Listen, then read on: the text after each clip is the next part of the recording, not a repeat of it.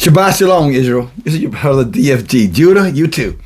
Hey, brothers and sisters. I hope you are in a very comfortable place today, celebrating Abba Yah's 7th day, Shabbat, and that you're taking some time, for meditation, for reflection, just to make sure that, Abba Yah continues to send his ministering angels, to bless you and guide you and protect you in these days, of extreme wickedness, that we, those of us who are the elect of Abba Yah, has come to realize that we're living in these last days as a witness to this world that Abba Yah's word was true.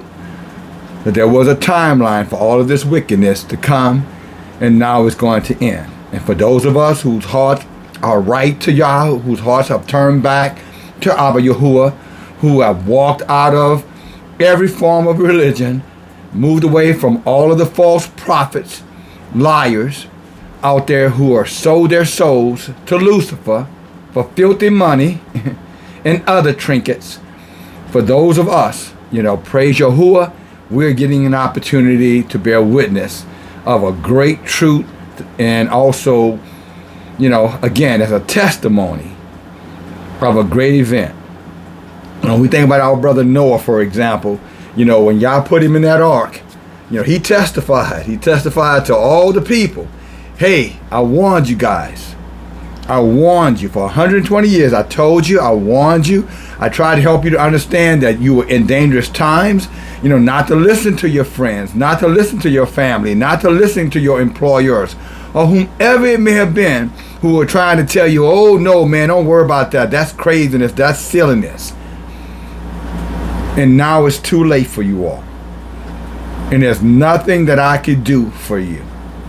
Although you plead, although you beg, although you cry, although you repent, although you say, well, look at these innocent children. Surely y'all don't want anything to happen to these innocent children.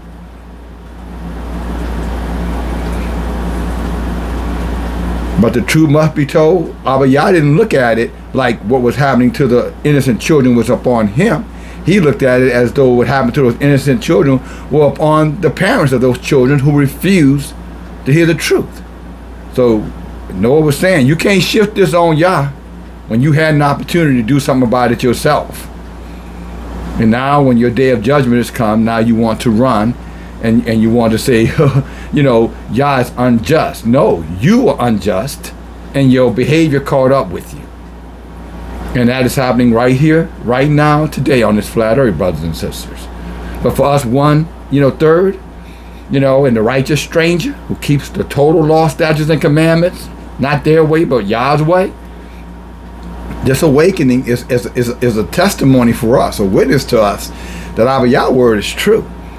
We're going to pick up what we were studying on yesterday with Joseph, because now we're going to see Joseph transitioning now to the whole reason he got promoted into the high position that he was in Egypt. The preparation part. So Yah gives us revelation, and then he gives us preparation. In other words, we go from, we go from inactive to proactive. That's the right word, a right statement. Going from inactive, listening, learning, getting the information, now proactive, taking that information and executing it so that we can get the result that is necessary to succeed or move, really not to move forward, but to reap the benefits of it. So whenever Abba Yah speaks to us, brothers and sisters, and his word is true, then remember there's an action that goes with it. All right, there is an action. There's no such thing as Abba Yah's talking to you, and then you get to sit it out, reflect upon it, for the next 5, 10 years, whatever, and do absolutely nothing. And then, when the times of trouble comes, in other words, you begin to see, oh shit, this was real. It's too late then. Now you stuck at the FEMA camp, or wherever you are on this flat earth, whatever place, the refugee camp. Now you're in some serious trouble.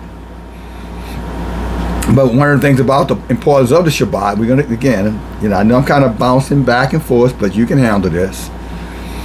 But one of the important things about the Shabbat is that Abba Yah will send the ministering angels to us, as he did to Joseph when Joseph needed to increase knowledge to be able to speak the languages in order to be promoted inside of Egypt. He was taught everything he needed to he was taught everything he needed to know overnight, in one night.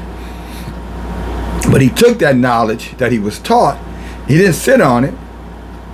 He went, he reported before the king. And he demonstrated his ability based off of what he had learned. See? He took the knowledge and he executed. You can't just say, I know Yah, and you do nothing. You're nothing but an empty wagon. You're a wagon, but there's nothing in your wagon. You're just clanking, making noise. A wagon with nothing in it serves no purpose for anybody. A believer that has no works to go with the belief, you're nothing but an empty wagon. You mean nothing to anybody but yourself, because you're a wagon and you're comfortable because you're a wagon. But a wagon that has no uses, is it's that, you know, it's the equivalent of, you know what I'm saying, having, you know, an ocean of water with no fish, and you're a fisherman. Not going to end good for you. Not if you're depending on that fish. And so we saw that Joseph took that knowledge and Joseph executed that knowledge. We have to take Abba Yah's knowledge and we have to execute that knowledge. And we're going to get into this in a moment, Joseph doing it. But to the Shabbat, when you look at the book of Jubilees, it tells us, chapter 2, how important that Shabbat is to Israel. It's Abba Yah's Shabbat. It's not the one he keeps, because he doesn't have a Shabbat that's related to our Shabbat. It's the Shabbat for man. If you have any questions about that, go to Isaiah chapter 66. Start reading about 22, 23. You'll see Abba Yah Shabbat. You'll see man Shabbat. The Shabbat that I'm talking about is man Shabbat. Jubilees is talking about men's Shabbat. So again, take a look at Jubilees chapter 2. I'm not going to go over there, but just to reassure, for your own affirmation, maybe, if you need it, brothers and sisters, you really shouldn't by now. At least I don't understand why you would need any more affirmation. If you're keeping Shabbat, then you know it's important. If you're not keeping Shabbat, that's probably a good reason. That might be something you want to do. As you know, your brother on this channel, you know, I don't tell you what to do. I tell you what does says Abba Yah Yahuwah according to his Torah, Tanakh, and Apocrypha books. Like Jasher. A very important Apocrypha book. It is the book that all of our ancient ones live by. Even into even into, I guess what you would have to said, in the early hundreds. I'm talking about the so-called, you know, AD. According to the way the heathens reference it, after Christ's death. Jasher is really Genesis, brothers and sisters. But what they did a, you know, a little, how you say, a little shell game, a little con game on us. It did a little, you know, switching things up, and they took, you know, Jasher out and then put Genesis in with just enough information to keep us busy, but no meat to make us strong. You know, with the knowledge that it would have taken for us to understand all the other parts of the book. But we're back now. As Abba Yah said, in these last days, what? He will reveal those secrets to the wise. He would unseal those books. And this channel is one of the channels that is not afraid to embrace it. And this messenger is definitely, you know, bold enough to say it. So I'm glad you're here. But coming here is not enough. Coming here is just putting things in the wagon and then delivering the product to get a return. Now, a couple of more things, then I'm going to get into the study, brothers and sisters.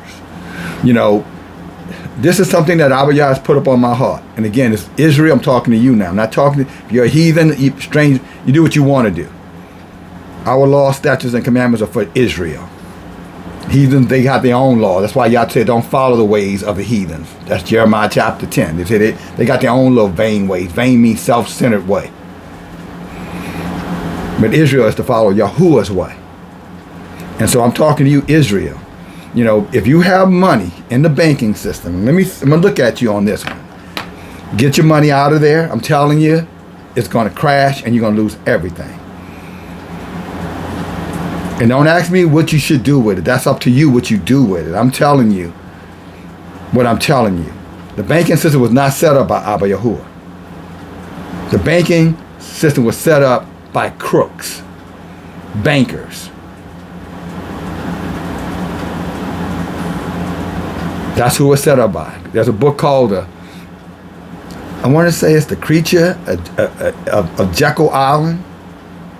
But it talks about these big bankers, these men of extortioners, who got together and came up with a clever way to be able to manipulate the economy. And there came out your banking system to enrich themselves through interest of your resource. And so however you might feel, or whatever benefits you have gotten from it, understand clearly, if you lose it all, it has nothing to do with Abba Yahuwah. He didn't create it. We have our own economic system inside of Israel. But we don't know much about it because we were taught not to go to the law, the statutes, and the commandments of Abba Yahuwah. We were told to dismiss our leaders. They weren't necessary. There are no more prophets. Yet all of your financial experts are prophesying to you what is to come, but there are no more prophets. So the heathens who told you your prophets were no longer in effect have their wicked prophets by other names they've given them. The Charles Greens and all of them, Warren Buffetts and all of them. Because that's what they are. They're prophesying to you, telling you what is to come with their money. It's a damn show not Israel, because you can look at all their currency and you don't see nothing on their currency that looks like us. So let's not play here. It is what it is. So again, it's your decision. But please, when it happens, do not say you were not warned. And no, I won't come back down the road and say I told you so. I'm warning you. Abba Yah will deal with that part when you go to him, or not. Around why didn't you listen? Why didn't you hear? Another thing that I want to bring out, my brothers and sisters, and I put this down here because I know it's important enough. And I guess the second thing is an easy one. But brothers and sisters, in this day and time, strength is going to be required to make it. Resilience, perseverance. For my young brothers and sisters out there, say, brother, what do those words mean? It means you're going to have your mind made up about what you're going to do, and you're going to have to get it done, and you're going to have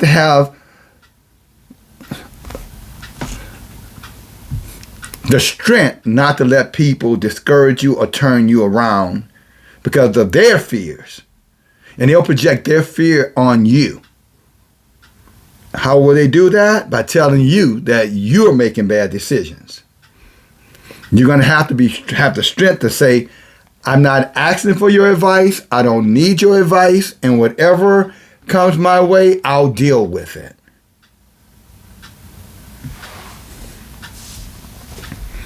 And let me reassure you, brothers and sisters, my young brothers and sisters.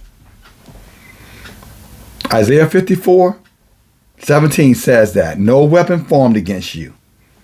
I mean, no matter what they come and say to you to try to scare you, intimidate you, turn you back, pull you back in with them, is going to succeed. If you are resilient. If you refuse to let them influence you, scare you, intimidate you, they're going to threaten you. Just get ready for that. But we live in a society of threat. We were born into threat. We were born into stress. Threatening thresh. Threatening stress. If you're here in America and you're an Israelite, you were born into it. So we have always been swimming in the mess of stress. So there's nothing new under the sun with that. But we have something greater than our recent ancestors had. We have Abba Yah's truth. We have teachers now who are teaching from the Torah now, teaching from the Tanakh now. And I can assure you, young man, young daughter, young sister, young woman, the message that we're bringing is a message of strength. We're not telling you to be nobody's follower, nobody's rug to be stepped on. We don't believe, in no damn, somebody getting their asses kicked and thrown up on a cross and coming off some cross and going hide somewhere, who knows where. Only person we know went hid somewhere was Satan. We studied that in the Bible in our Tanakh study this past Wednesday night. Satan is the one who did hide. This man who they came looking for, he was gone, and somebody told him, why are you looking for him? He went back up into heaven. He'll be back. Y'all know the story. Read the book of, it's in the book of Acts, but don't go over there because it's just a waste of time. It's just a bunch of lies and witchcraft and sorcery. All of it. With some truth sprinkled in. Just to keep the lie going. The illusion going. So this we are here for you to let you know if your fear was the fact that you were gonna have to practice your mama or your daddy, your grandmother, your grandfather's religion. We're telling you, not here you don't. Not here you don't. You can still respect them and love them and not follow their ways. We have to go back to the ancient ways, to the men and women who knew Abba Yah's truth before the heathens came in and whitewashed it and gave us a New Testament. A new promise is what they call it, or a new covenant. See, we go back, we're teaching the ancient way, the real way, the eternal way, the way that never changed, the way that you can be victorious. Where as a father or as a man, you can hold you can hold up, you can stand up, you can look another man in the eye and demand his respect if he wants yours. That's what we teach here. Our dear sister, we teach here that you have principles, you have values. You are to be respected. Not intimidated. Not used as, as old Sealy said in The Color Purple. I just feel like he doing his business on me. What you think, Sugar Avery? I liked it. Because she was a hope. So she was leading with everybody.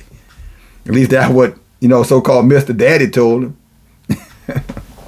Then he tell him that, he said, you Sugar Avery done slept with everybody in the whole damn state of Georgia.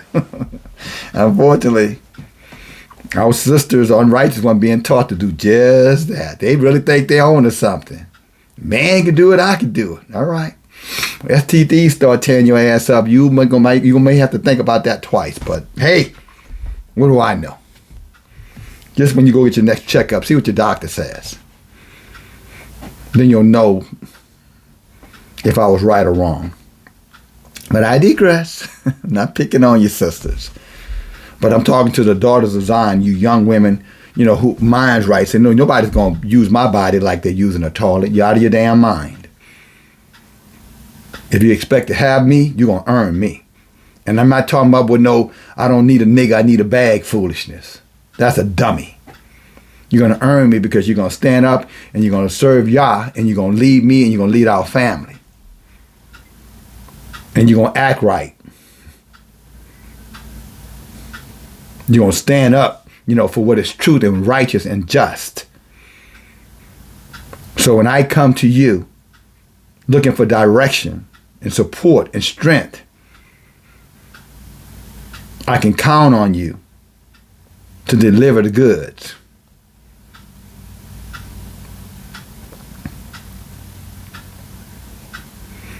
So young people, you don't have to run from us. Yeah, we're your elders. We're the gray-headed ones. We're not hiding from that anymore. Even he tried to shame us and tell, oh, you old now, so we start polishing faces and changing hairstyles and almost trying to, the older women trying to replace the younger women. Most don't realize they done lost it in the curve, as the old saying go. You're on a bike, they don't realize they hit that age curve and they done fell off the damn bike and they don't even know that they're being dragged. They're moving, but they don't realize they're being dragged down the damn road.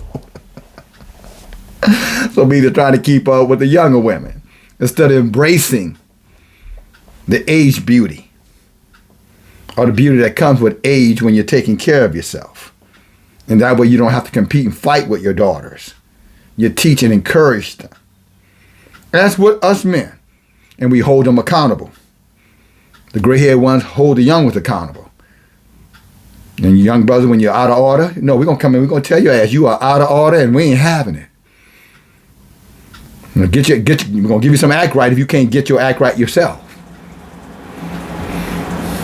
And Yah's watching. He's the governor of all of this. So the act right we're going to bring to you is the act right that Abba Yah gives to us to bring to you. And trust me, you don't want to fight him. You're going to lose, brother. No, you don't think you will because you weren't taught much about him. But he doesn't have empathy. Patience, yes. Mercy, yes. Grace, yes. Empathy, no. So we good? So it's time for strength, brothers and sisters, is what we're saying. And my young brothers and sisters, I just want to know, you guys are welcome with us. We're not going to marginalize you over here. You're not going to be our servants. You're going to be part of our family. So come and join us. Come and learn with us. The Bible studies, start there. Wednesday night Bible. You can start with watching the messages, of course. But come join us on the Bible studies Wednesday nights. Bring your little ones with you. At least have them sit around you like a campfire. You know what I'm saying? Have them come sit around you. And let them listen with you. And then what you hear, when we're done, break it down. Help them understand if you think they did not, get it. That way, as you continue to age until Yah comes back and finish this wicked place off, you have a lot more to give other than just, your physicality. We're talking about intellect here, growth, spiritual growth, strength, and we're talking about wisdom, being able to navigate, see your enemies before your enemies have an opportunity to bring harm to you. Back to Isaiah 54. No weapon formed against you, it's going to prosper. That's what that means. And when they try to come in you slick, they're going to get exposed.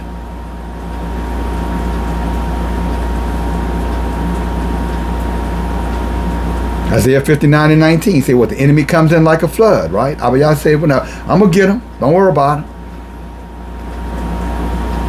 If you don't see him, I'm going to see him. And what I'm going to do to them for trying to sneak attack you is way worse than anything you could do to them. So again, brothers and sisters, be encouraged. But inside of being encouraged, do not allow yourself to be inactive, and do not allow yourself to get caught up, in all of this emotionalism around the fact that, that ain't for us, that's for somebody else, or who wrote this. Young brothers and sisters, again, none of us know what we don't know. None of us know what we do not know. We don't. We have to learn, and we have to be open to wisdom. We have to be open to knowledge. And not by somebody who hadn't went through a damn thing, but just think they're smart. Not by somebody who put a rag over their head and start, speaking gabble, foolishness.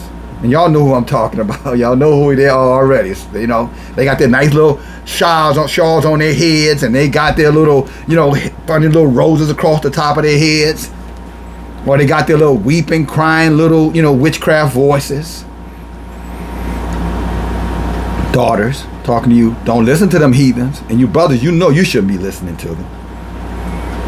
And then you got your big voice ones, your T.D. Jakes. Look at me, I'm Shakespeare. My big, whale-looking, mongoose-headed ass. And all the rest of them. There's a gang of them. White ones, yellow ones, brown ones, jet black ones. All devils. All prophets of Baal. So come over here where it's safe. But we're going to expose you. We're not going to tell you. We're going to be a part of your learning process. We're going to learn right along with you, or better said, you'll learn right along with us. And for you aged men and women, same thing applies to you too. Same thing. You're not old enough to know everything. Many of our older, aged is probably a better way to say that. Age means you're over 45. We're led the wrong way too. And that's what Solomon's trying to warn you, that class, our upper class, up in age, I mean. That there's a way that seems right. There's a path that seems it's the right path, but it's not. We were taught by those who were deceived, or those who had made bargains with Satan, to embrace the heathen gods of all their religions, including little sweet and feminized Jesus, or Yahushua, whatever name he is. It's amazing me when I see some of how big, strong men of Israel sitting over there praying to some little imp with his legs crossed, hung up, looking so sweet. Big old grown ass men out here crying, "Oh Jesus!" Sounded like them damn Baal worshipers. You know, when Elijah were calling their wicked behinds out at Mount Carmel. So you, brother, I'm talking to you. Come out of there. You're so damn smart. Why you not smart enough to know that you felt that you got hooked up into a lie? Why you so, angry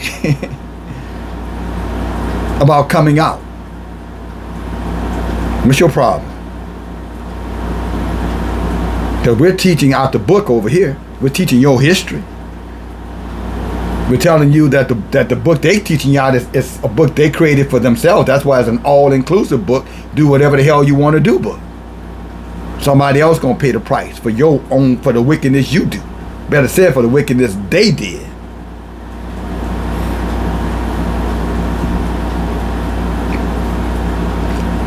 So all I'm saying to you, my older brothers, my super masculine brothers, come on out. Come on over here. We're masculine too. But like those you serving their dogs that can't bite over here,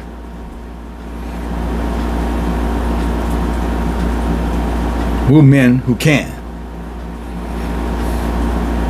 And for you, if you're with us, we will. We will bite with you. We will fight with you. We'll actually have your back.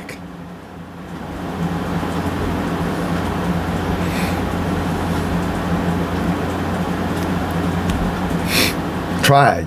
That's what I'm saying. You just might like it. Then again, it's time to wake up. It's a dangerous time. We're out of time, quite frankly. Again, you should be prepping. You should be preparing at this stage. But let me not get so too far ahead of myself, because that's what we're about to talk about. The importance of preparation. And again, my age sisters, you, again, remember, you don't have to, not that you're doing it. Some of you not doing it. I understand that. This is not a, this is not a holistic statement. This is directed at the 1/3 daughters of Zion and the 2/3 who maybe have fallen into a place that they think they're losing everything. I'm talking to you group of daughters of Zion, the aged daughters of Zion. You haven't lost a thing, maybe other than your mind. Because you're trying to compete with somebody 20, 30 years your junior. The math don't work. Because what they're lacking knowledge, they damn sure gonna top your ass in presence. I don't know why you want to fight with them. Give them their space, not to be wicked, but give them space to be young and healthy and beautiful. And you maintain yourself and be age healthy and beautiful. That's all I'm saying here. And through Abba Yah's instruction, he'll show you how to do that, as he's teaching all of us how to do it. Because inside of his Torah, sister, is blessings. He will bless you coming in. He will bless you going out. He will renew your beauty. And you don't have to do anything artificial. He'll renew it. Means that it doesn't matter where you are right now. He can move you from where you are to where you truly want to be, and it will be nothing superficial about you, and you won't have to be trying to supplant anybody. You won't have to be competing or fighting with anybody. Because your own radiance will come back. You know, and, you know, you hear me talking about the honey, all right? And to my, you know, sister, you know, even though, you know, she kind of, you know, doing her something different, but I still tell Sister Haddon, in terms of her heart, she had a good heart to give. I just think she doesn't realize that we loved her enough to tell her the truth about some things, so she took it personal. But this was gifted by her.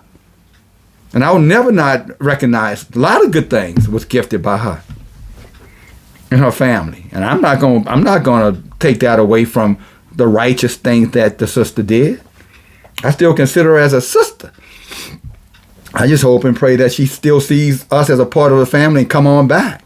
But that's totally their decision. All right, I'm sorry, I got off track there. But but the honey part of it is what I'm saying. Men and women. You're talking about beautifying yourself. Put this in your body every day and watch how you glow. And start not eating those things that take away all the natural, nutrients out of your body, and supplement that.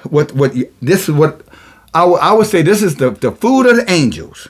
All true. See, if you're in the Tanakh and the Torah, it's always referencing honey, honey, honey, honey, honey, honey. Because there's things built inside that naturally from nature, bees. That's what's put here for us. And for the most part, you don't hear them talking about it. If you hear them talking about honey, they're talking about honeycomb cereal. Not honeycombs, because that what I just showed you has an actual honeycomb in there. So what I'm saying is, if you trust Abba Yah, dear sister, you don't have to fight with our young daughters. You can give them their space as you create a new space. And Abba Yah said he will bless you. He will grace you with beauty like no other women. It's natural for you. And just one more thing, if you I know your sisters know I'm right, but let me say this anyway, okay? If you don't mind. I mean, naturally, look at your skin and then compare yourself to the heathens. If you don't think Yah naturally has put inside of you everything you need to be beautiful. It's the heathens that are planning in our hearts that we're not good enough. So therefore, let's use other supplements. Let's alter ourselves. Let's change our personalities. Let's walk away from womanhood and become, I don't know, A, B, C, D, E, F, G. You pick the one. When Abba Yah has built in each and every one, we are perfectly and wonderfully made, is what we're taught in the book of Psalms. But that's only when we stay in Abba Yah's truth. And we trust and believe. And we stay proactive, not reactive. Not letting, styles and fashions and, the newest thing distract us. So I think I've covered them all. Hallelujah. Now we're going to get into the book. We're going to pick back up where we left off on yesterday. Again, we're going to be in the book of Jasher. If you don't know the legitimacy of Jasher, now go back and look at yesterday's video, but you can look at many other, and that this is constantly being referenced. And we teach out of the Apocryphal book. We teach out of the Torah too, brothers and sisters. So I don't want you to think the channel is all about Apocryphal books or the Bible study. It's just about, no, we teach the Word. We teach our history to our people. That's what we do here on this End-Day Messenger channel. And we have to do it now because this is the last opportunity. I was talking to a sister yesterday, and a matter of fact, we were having a Zoom call yesterday. Let me say that correct. We all heard, those of us who were on the Zoom call, heard the sister say, she said, if she can do one more thing before y'all come, she said, you know what? I want to keep on telling my family members to repent and turn back to Abba Yah's Torah and His truth. That's what the sister said. That would be her last wish on this earth. And this is a sister that y'all would consider an age sister. And that's the love she had for the younger sisters. Although they're telling the young sisters that the age sisters don't love them or trying to replace them or marginalize them. But the heathens lie. And they taught 2/3 of Israel to go right along with their lies. Either to repeat their lies or participate in their lies. Same thing.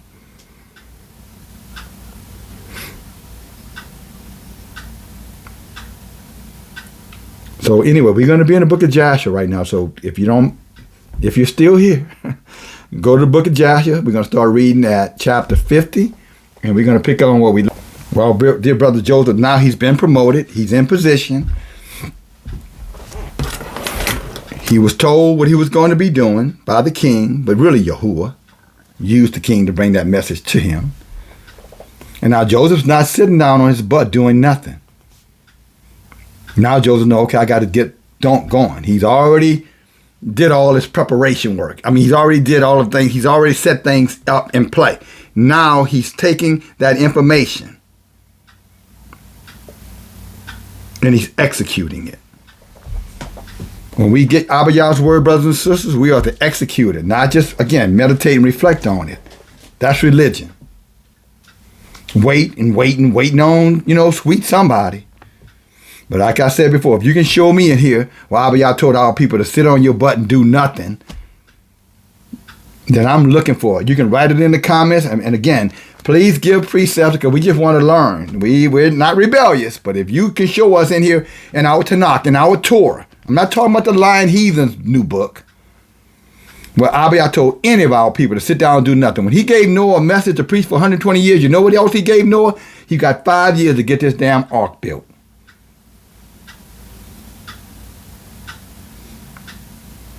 Elijah was out of the way for 3.5 years, but he was just preparing himself for the war that was coming. Yah was sustaining him because Yah was judging the rest of the world. He wasn't telling Elijah to go sit down. No, he was putting some pain on Israel's ass for their rebellion.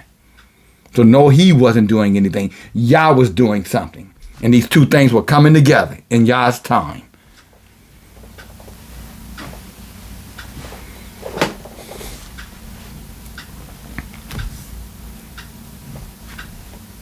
So Yah's not a Abba Yahuwah of complacency.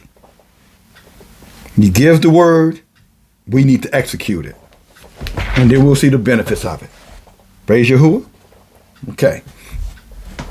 The book of Joshua, chapter 50. And at that time, the children of Tanash came against the sons of Ishmael, and they made war with them. And the children of Tanash spoiled the Ishmaelites for a long time. And the children of Ishmael were small in number in those days, and they could not prevail over the children of Tanash. And they were sorely oppressed. In other words, they were getting their butts kicked. And Ishmael, if you remember, that was Isaac's older brother by Hagar, but Abraham's son. And the old men, in the day we would probably call them Arabs, and the old men of Ishmael sent a record to the king of Egypt, saying, "Send, I pray you, unto your servants, officers, and the host to help us fight the children of Tanash, for we have been consuming away for a long time." I would say we getting our heads handed to us, is what he was saying. And I want to stop right. You see, the Ishmaelites and the Canaanites were working hand in hand. And for all you people who want to say they were Hebrews, yeah, but they were not Israelites. They are part of the confederacy against us. They're not our brethren, not in the sense of bloodline. They're not the seed of Isaac. They're the seeds of Ishmael. They're the children of Ishmael. And they're always going to align themselves with our enemies, against us. When you see the Arabs do anything for us, or they'll come in our communities and exploit our communities. But when have you ever seen them supporting and sponsoring and financing anything that we're doing? With all that oil rich, Saudi Arabia, all in the United Arabs and all of that stuff, and all of those things, Israelites. When have they ever did anything for the Israelites? Even in this day and time. But see, when shit is the fan, they want to call you brother. When they want to exploit your communities, you brother. When they want to sleep with our women, we brothers. But when it comes down to putting their money where it really matters, no, we don't do those we don't do those kind of things. But you can come by our chicken wing store. We got some chicken wings for you. We're only going to charge you, $10 for, 12 wings that we cut in half and put all kind of poison on it. Things you shouldn't be eating, but it's okay, right? It's all love. I'm just calling it out for what it is, brothers and sisters, because too many of our people are running after these Islam religions, talking about that's the true religion of the so-called black man. Maybe for the Canaanites, for the Israelites, but that ain't for Israel. That's not for you and I.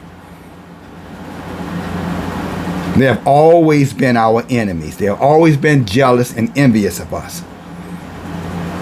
Again, go back and I'm not going to keep telling you to go here or there. If you got your, as we said many times, your hammer and your saw, and you've been following along with us in these studies and other stuff, in the Bible studies on Wednesday night, you would already know what I'm talking about here.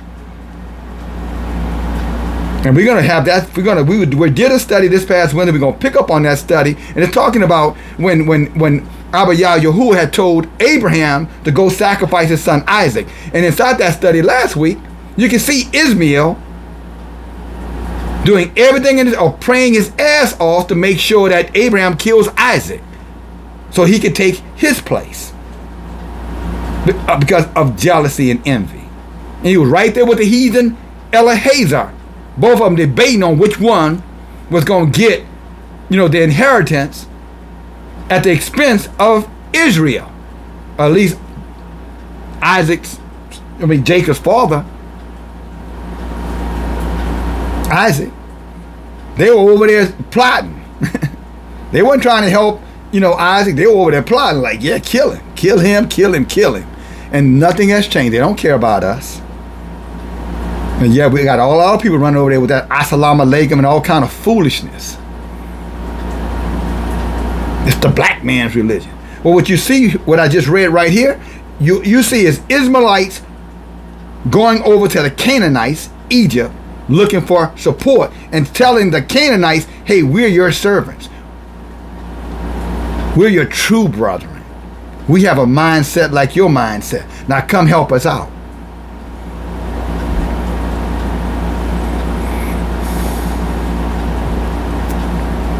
Verse 4, picking back up. Jasher chapter 50. And Pharaoh sent Joseph with his mighty men and the host with him, and also the mighty men of the king's house. And they went to the land of Shelah and the children of Ishmael, to the children of Ishmael, to assist them against the children of Tanash. That's probably Turkey in that area. Iran, Iraq.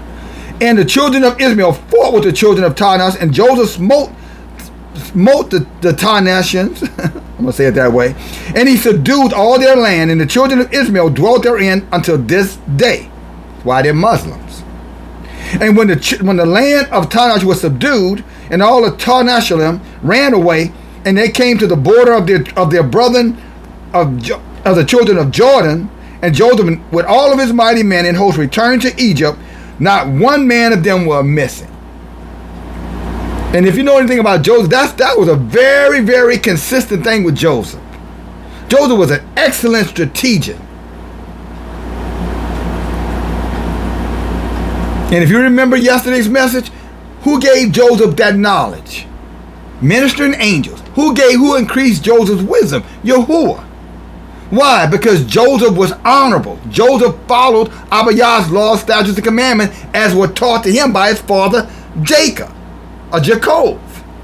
He never forgot. He had to do some adjustments because Yah had a bigger plan. So Yah had to send him, through a maze, so to speak, to get him where he needed him to deliver us in our time of trouble. But he never lost his true self. He stayed true to the Torah. He stayed true to Yahuwah. And that's why you see all these magnificent victories of Joseph, all these great accomplishments of Joseph. That's why he got the honor and he got the respect. Because Yah was always with Joseph, because Joseph was always looking at Yah. If you remember yesterday, when Yah blessed him, he said, Yah is great. Let's look at it. He said, look at this. I'm going to shift over a little. Joshua 49, verse 30.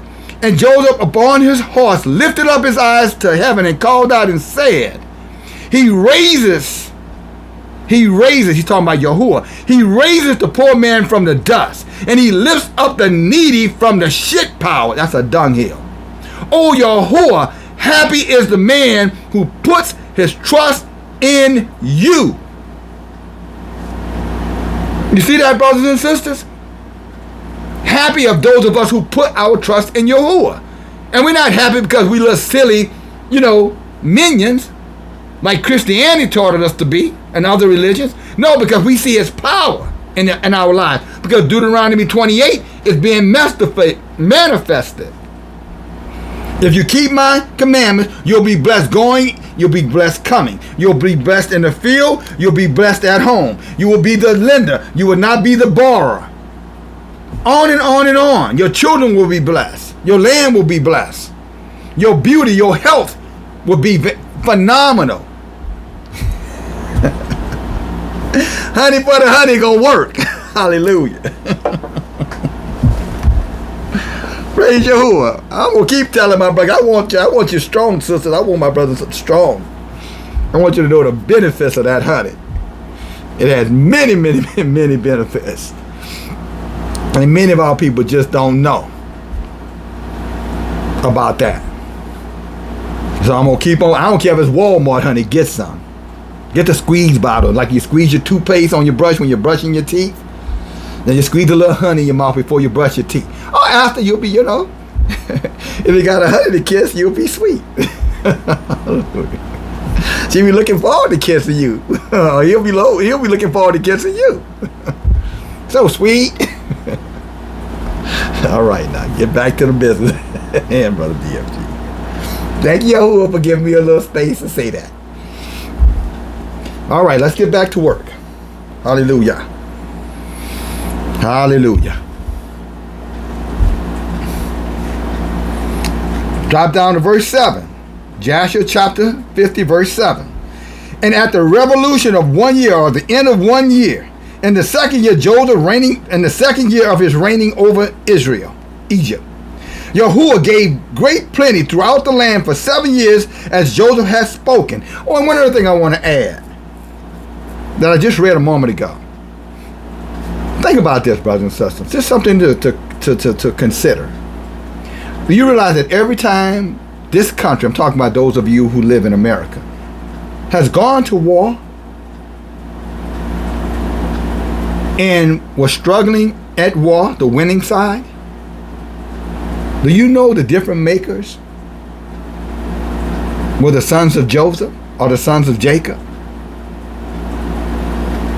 Whenever we have aligned ourselves with the heathens, they win. Now afterwards, they forget about us. But I just want to let you know, brothers, that's why they're always trying to recruit us into their military, you know what I'm saying? Industries. But that's all it is industry. Because they know we're the different makers. Joseph was the different maker for those Israelites. Joseph, he didn't lose not one man. I want to come back and bring that out again. But see, if we want to strip their power from them, Israel, my brothers and sisters, I would not support their militaries anymore. Because this government don't support us for fighting for it. does just the opposite. It takes the lives of our sons and daughters and send them right back out to these inner cities with nothing to show for that service.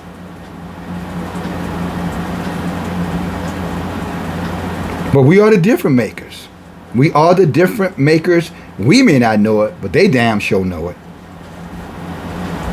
That damn Egypt king knew it. That's why he sent Joseph. You know, he didn't send one of his, but he sent Joseph. And Joseph came back, didn't lose one man. And he slaughtered many. What is the song they were singing about David when he come back from one of those battles with Saul? Saul has killed his thousands, but David has killed his tens of thousands.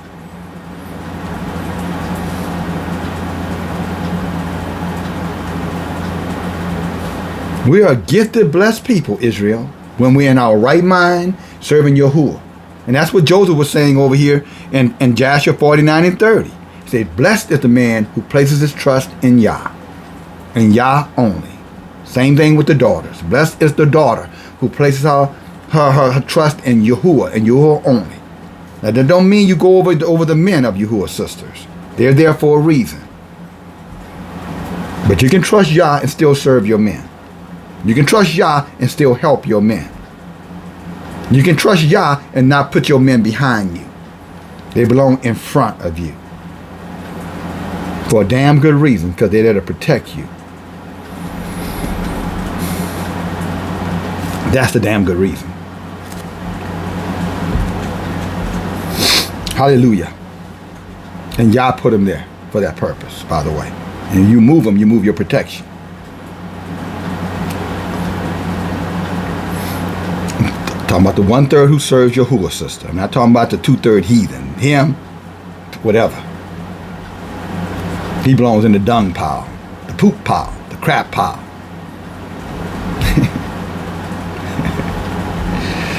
Oh boy. Try not to say that S pile, but y'all know what I'm talking about. I won't. All right, let's continue on here. Again, Joshua chapter 50, verse 7. And at the end of 1 year, in the second year of Joseph reigning over Israel in authority in Egypt, not Israel, Egypt, Yahuwah gave great plenty throughout the land for 7 years, as Joseph has spoken. And see, this is why the Carrie-Ann Givens and all these other liars are liars, all of them, these so-called, they'll give you a prophecy, but they don't give you no timelines. This is 7 years. And not only did it 7 years was just the progress, but in year 2, things were happening. But if you ever notice, they don't tell you that. Well, I don't know what time, I don't know what date, I don't know. But as soon as something happens, they go right back. Look, see, I told you. That's just nothing but a bunch of little slick antics. Clever. You throw anything up against the wall and anything that sticks. See, I told you, but they throw 1,000 things up. They don't want to think about 1,000 lies they told. But if just one of those little things they said come to do, boy, they come back and they're big that up big time. And somehow people are so gullible because they want to be needed so bad. They want to be a part of something so bad that they don't look at all the miscalculations that these people are spewing out of their filthy mouths because they're liars by trade. They let these people con them by showing them the one little thing of the millions, thousands that their prophecy had nothing to do with. That's why he called them dumb, greedy dogs that cannot bite. Prophets of Baal. Because they only want to focus on the one little thing, but they don't care nothing about Israel. But again, that's how you know them. You know if they're Yah's messenger, because if they're Yah's messenger, what they say is going to come to pass. I just gave you a message earlier. I said, Yah told me to tell you, if you leave your money in the banking system, Israel, you're going to lose it all in the coming year. That helps. This is July 2023.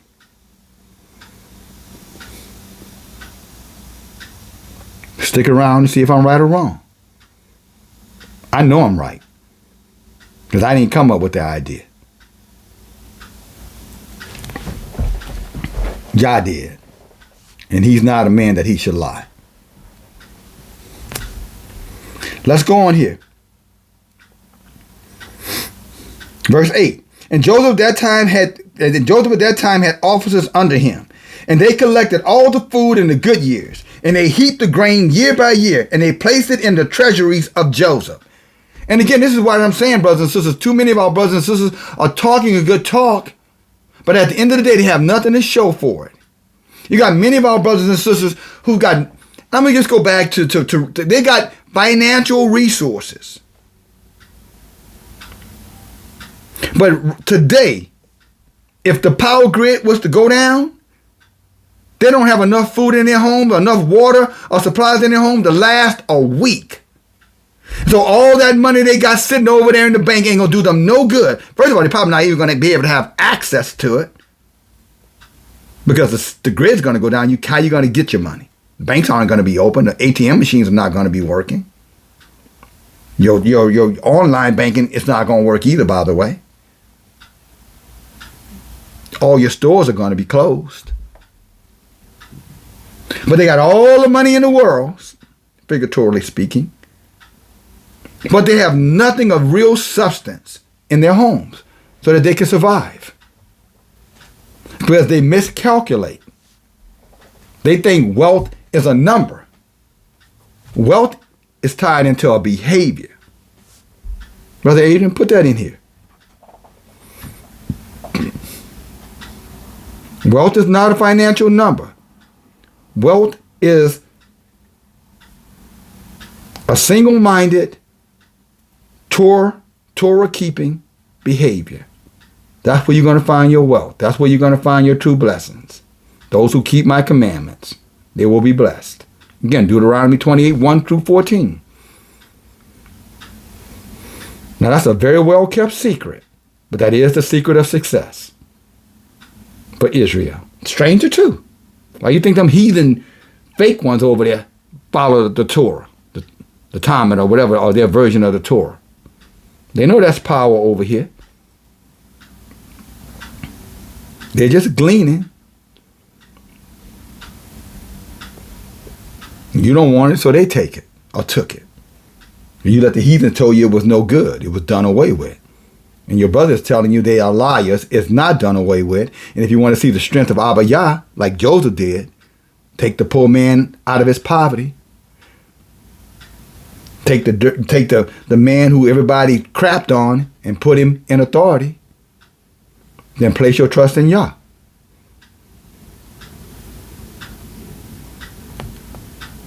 Joshua chapter 50, verse 9.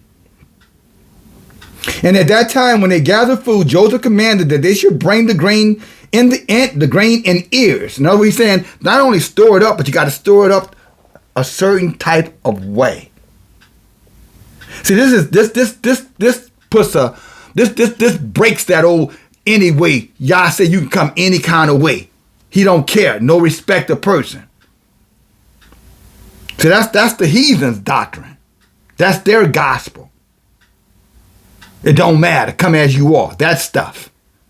Because if you read right here, in our preservation, and I want you to catch this, brothers and sisters, this is what your preachers ain't telling you. The Dows and the Jennings and all these demon devils, wicked ass, oh my. I mean, whew, they're not teaching their people this. And they got thousands following them. They're talking about this, oh, just come follow me. And you know, whatever the hell they say. God will tell you, just sell everything and give it to him. He'll administer, and if you leave, you ain't getting none of it back. That's exactly what he teaches over there. In that cult camp community that he called the Straightway. Went right over to the heathen book of Acts and taught it. Right out of there.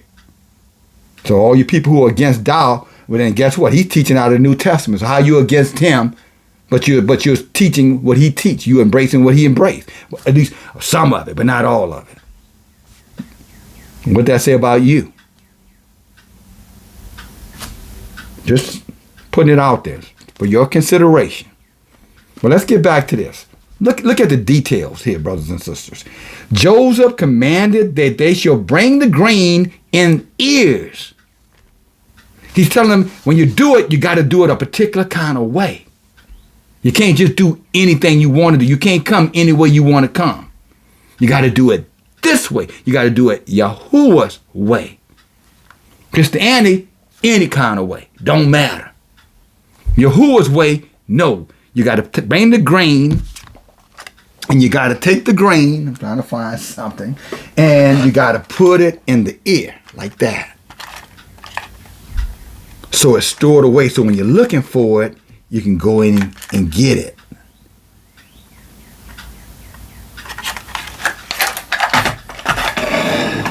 Specific.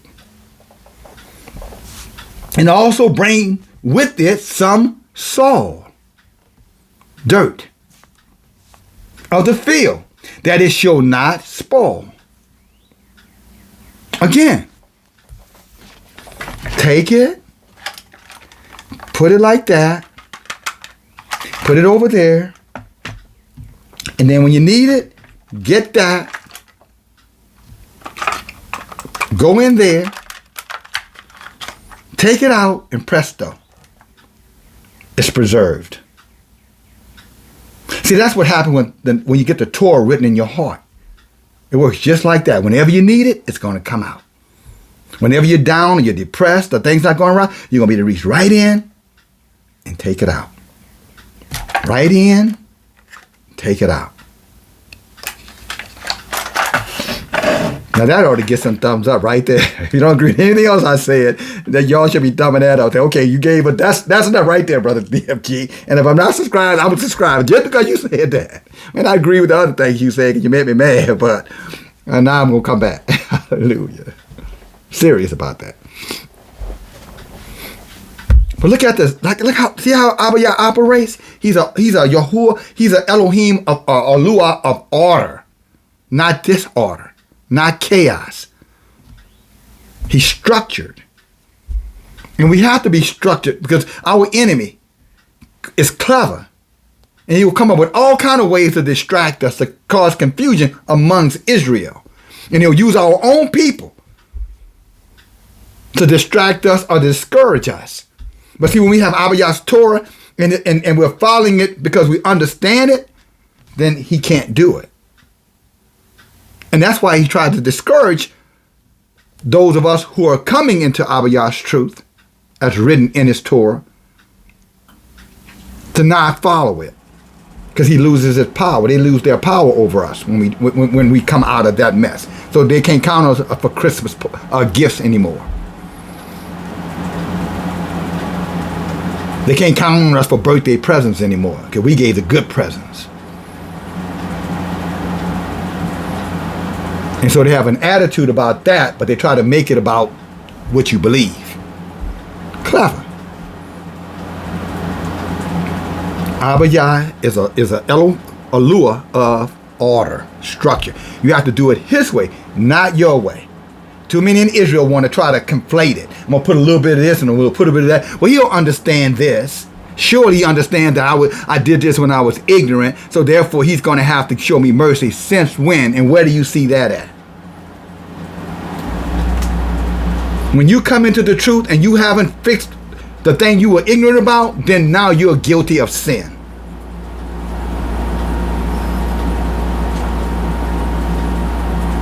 And no, the promises of the Torah do not apply to you. You just think they do. Except you repent means change, turn around, correct it, then you're still in the same condition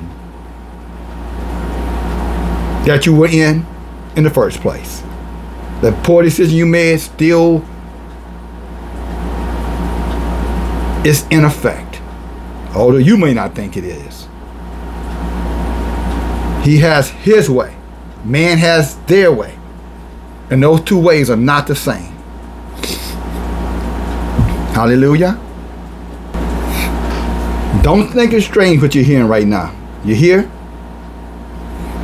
You're listening. We're teaching. We're not even trying to tell you what to do. We're teaching. You're smart enough to make your own decision once you get the information. We're giving you the information so you can make the best decision, and that you're not deceived or thinking that you're right in your sincerity, yet you're sincerely wrong. And sincerely wrong It's just as guilty as ignorantly wrong or intentionally wrong. Let me say that right. Sincerely wrong is no different than intentionally being wrong. You're still wrong.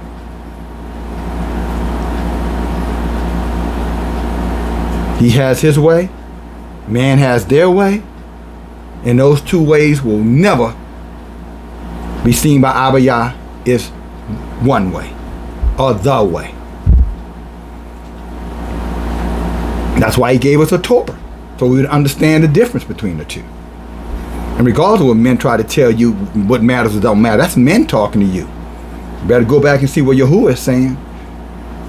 Joseph told us, hey, he blesses those, in whatever condition it is, if we trust in him. So you better stop trusting in men or yourself. You better go back and see what the book says, brothers and sisters.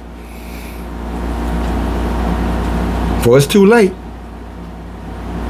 So when God remove the word and it's not in you and you're not obeying it, it's not going to be another opportunity after that. Your opportunity is right now. Right now is your opportunity. Take advantage of it. Fix what needs to be corrected. And then keep moving.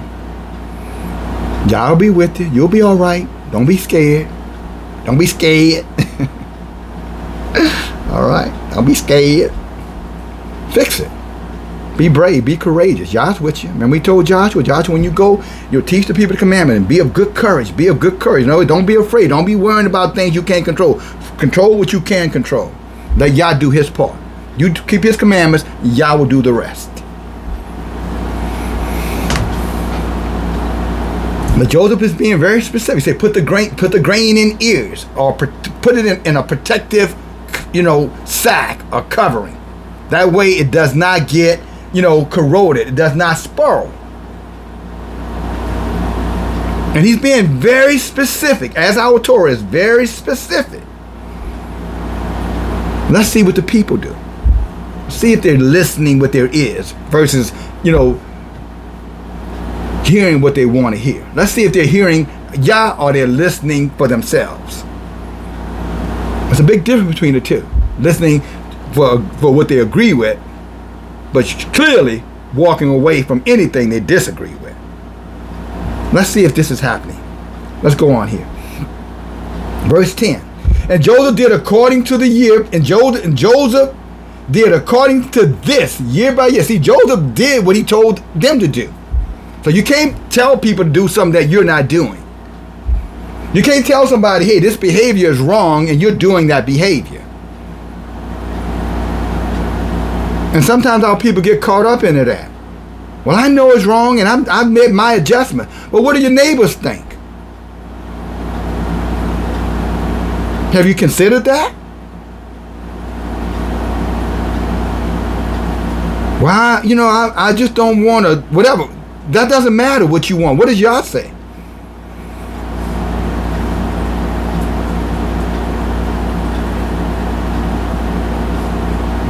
Well, he knows my heart.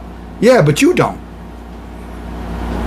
As a matter of fact, he said your heart is desperately wicked above all things. And although you think you're right, he said your righteousness, when it doesn't line up with his Torah, is like a bloody tampon. That's in the book. I'm not making that up, brothers and sisters, so don't think I'm being vulgar here. It's the word. So what he's telling us, it doesn't matter what we think. What matters is what he says. See here, Joseph is giving clear instruction. This is the way to be blessed of Yah, by obeying those instructions. And not only did Joseph said it, he did it. He told him how to do it, and then he did it. He studied the word, and then he obeyed the word that he studied flawlessly. Verse 11. Let's go back to 10. And Joseph did according to this year by year, and he heaped upon the grain like the sand of the sea for abundance. See, Yah was blessing him because he was obedient. See, when you're obedient, you'll know if you're obedient because the blessings will be right there for you. And it will increase. It won't sustain, it's going to increase. That's how you know Abba Yah is present. It increased. It should be growing and growing and growing.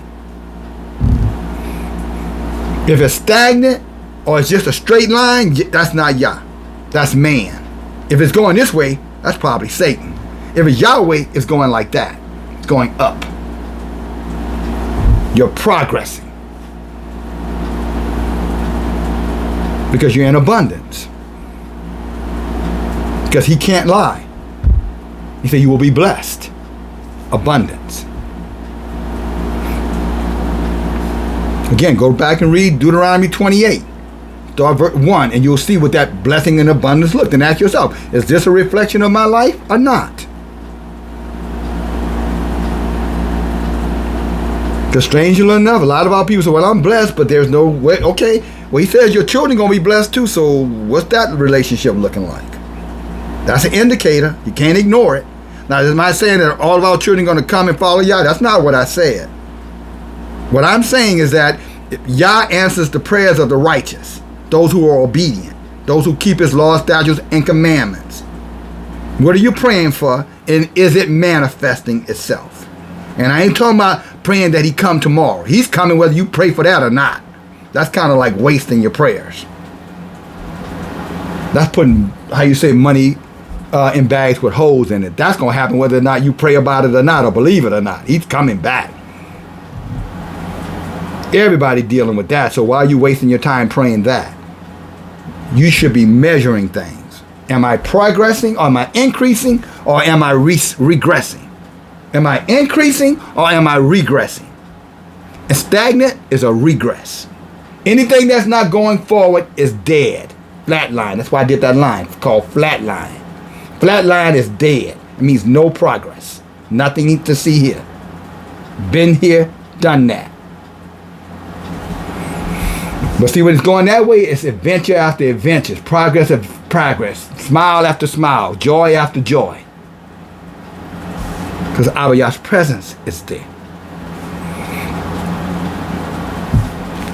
Now you have a secured peace of mind because you know you are in the absolute bosom of truth. In other words, you're you're the grain that's in that ear now. You're that grain that's being put in good soil now. Now you're growing. Now there's abundance that people can see. And in that abundance, they know Abba Yah is almighty and all-powerful. You're no longer Gideon hiding, behind the wine press. You're Gideon now with a trumpet and 300 mighty men, victorious. Now let that sink in for a minute and meditate on that. Which Gideon are you?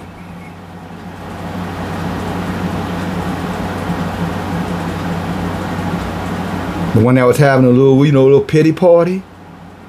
Or are you the one, that the angel called the mighty man of valor? The one who got up off his butt and started doing something. Which one are you? Israelite. You're either 1/3 or you're 2/3. You're not a combination of both. In other words, you're doing Yah's will or you're not. Completely. Verse 11.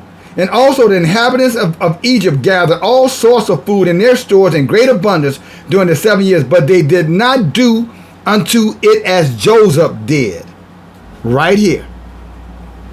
They did it their way. They were doing something. They were religious. They read their Bibles. They went to Bible studies in Sunday school. They did all of the religious things or the non-religious things. But they didn't do it the way they were instructed to do it. They did their version of it. So this is the reason why when you hear me talking about people like, the Maya trumpet woman. Because, she's in a heathen, abominable relationship, but she refused to acknowledge it with the lie that until Yah tells her to do something about it, she ain't going to do a damn thing about it, when it's written clearly in the book by Yah that she shouldn't be in that relationship.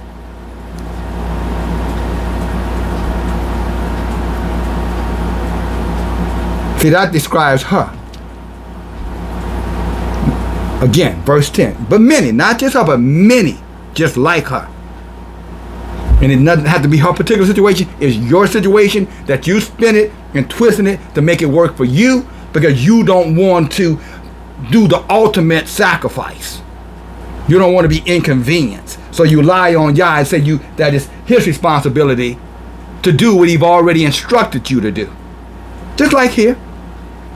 Because look at what it says, brothers and sisters. It says, and also the inhabitants of Egypt gathered all sorts of food. They stored it away. And these are all you people throwing your money in these banks, thinking that it's safe. That's included.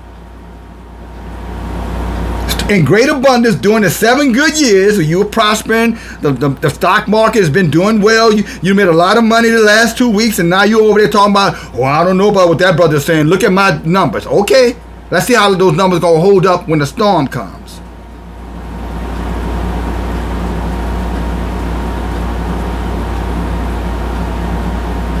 Because you were instructed to do something else with those resources.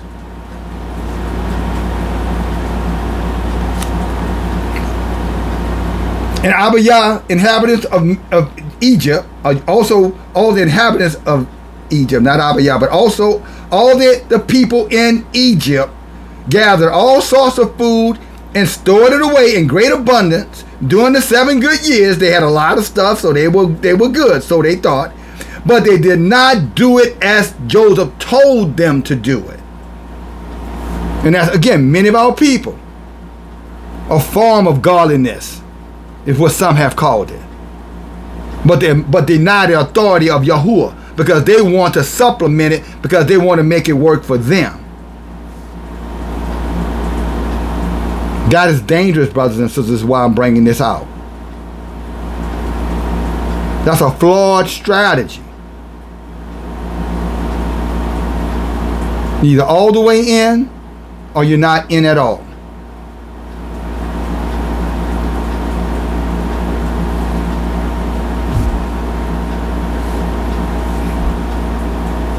Look at verse 12. And all the food which Joseph in Egypt had gathered during the 7 years of plenty was secured for the land in their storehouses for 7 years of the famine, and for the support of the whole land. So here it is, Joseph giving them the plan. He said, this is the strategy, now execute it. And they're executing it. But some of them haphazardly. In other words, they're not doing it with the right intention. They've got other motivations that's driving their behavior. Again, like so many of us fall into the trap of, well, I'm sure he don't mind me doing that. Says who? What's your validation for it? What I mean by that, how you cross-reference, where are the precepts, where it is in the book, and where are the precepts that you're using to make sure that you're not misinterpreting it. It's not about somebody saying that you're wrong. We're just saying you got to get it right. Again, you can be sincere. Your heart can be in the right place. But you still can be making a horrific decision. And you may not find out about it till it's far too late. And there's nothing you can do about it. So therefore, you're being forewarned.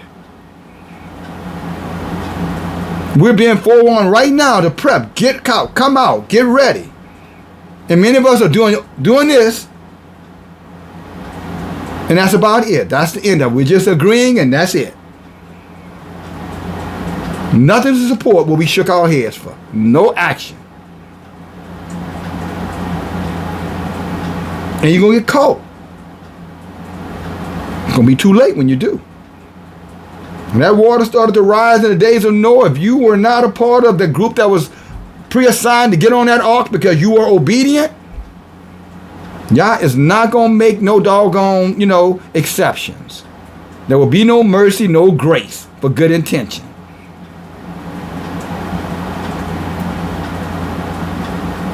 There's a way, good intention, that seemed right to a man, good intentions. But at the end of that way, good intentions will destroy you. Because it's not Yah's way. It was your way. And many of you know it, but you're not going to change it. Because you're not willing to make the sacrifices, the commitment that it takes for that change.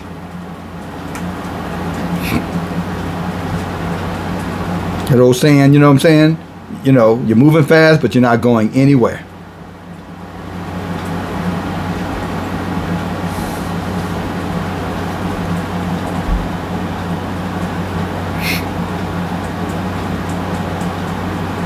Verse 13. And the inhabitants of Egypt filled each man his store and concealed the place with the grain to be support during the time of famine. And Joseph placed all the food that he had gathered in the cities of Egypt, and he closed all the stores and placed sentinels over them. In other words, he made sure he had, you know, armed protection for all you, you know, anti-gun people. That's not the way of Yahuwah. That's the way of the heathens, to get you to put your guns down so when they come, you can't do anything to stop them from ravaging you.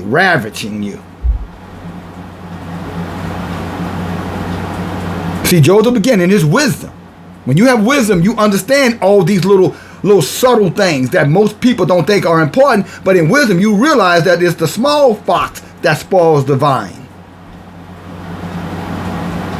You understand that.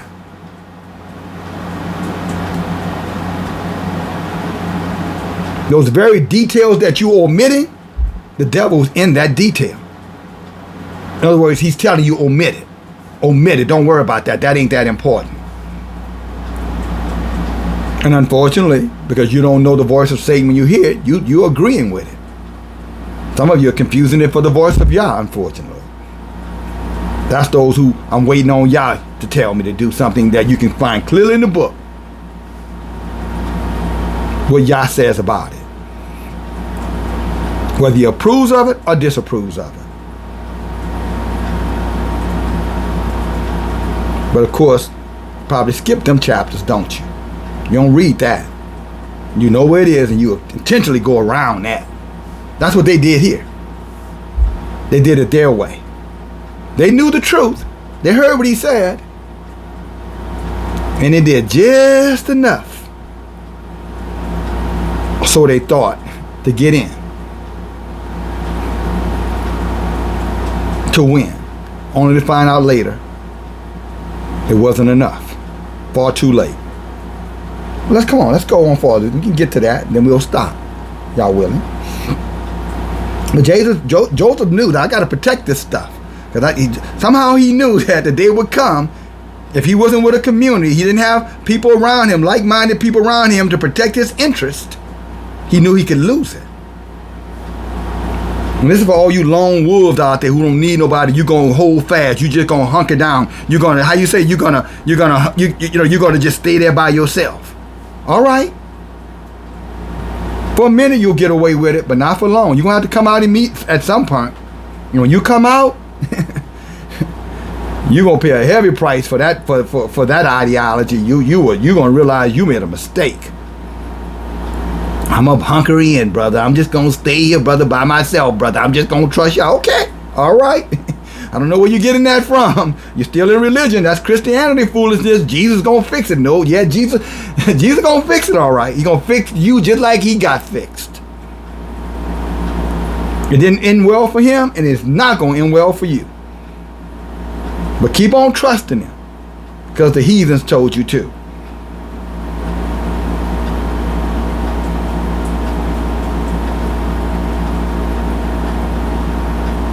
Verse 15, and Joseph's woman Ascent, the daughter of Potiphera, bore him two sons, Manasseh and Ephraim. And Joseph was 34 years old when he begat them. And so this is for you younger men who over there talking about, I'm too young, man. I still want to have my, well, brother, I've said this time and time to you young men. I don't quite know where I do know where you're getting in. I'm not even going to throw no hate at you.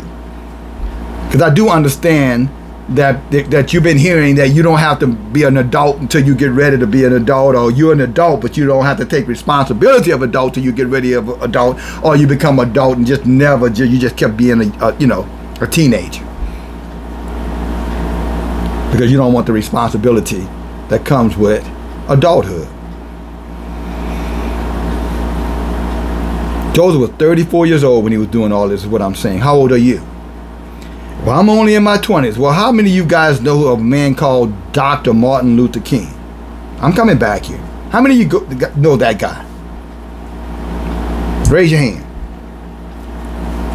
Wherever you are on this flat, have you ever heard the name of Dr. Martin Luther King Jr.?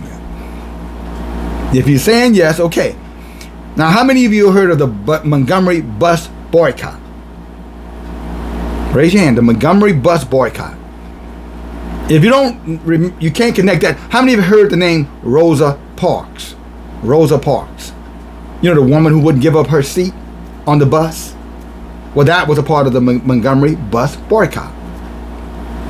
Well, who led the people when they were doing that boycott for over 1 year in Montgomery? Connect the dots now. Come on, you're getting closer. If you said Dr. Martin Luther King, you're 100% right. Give yourself thumbs up like you're giving this message. And that's important history. That was more or less the beginning of the civil rights movement. Emmett Till, that whole thing had something to do with it, but really the bus boycott was really the start of it. Dr. King led it, and he led it till he died. I mean, he led that protest, and then he continued to be a protester until he died, or the heathens killed him. Let's say that the right way. But do you know how old he was when he led that protest? And he led old people, young people, men, women. He led the whole city of Montgomery. He was all of 26 years old. 26. Now put that out in front of you young men. Joseph was 34. He's second to the king. Again, preparing a whole nation. 34. Dr. King, 26 years old. Leading a whole city. Both are change makers. Both care about their people.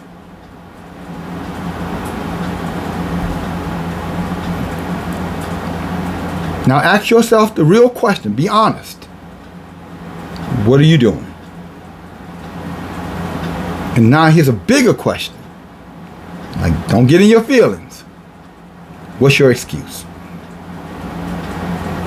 And please don't say my circumstances, because I've already told you, keeping Abba's Torah will change your circumstances. He'll get you from being poor. He'll get you out of the shit pile. Jesus won't. Religion won't. Yahuwah will.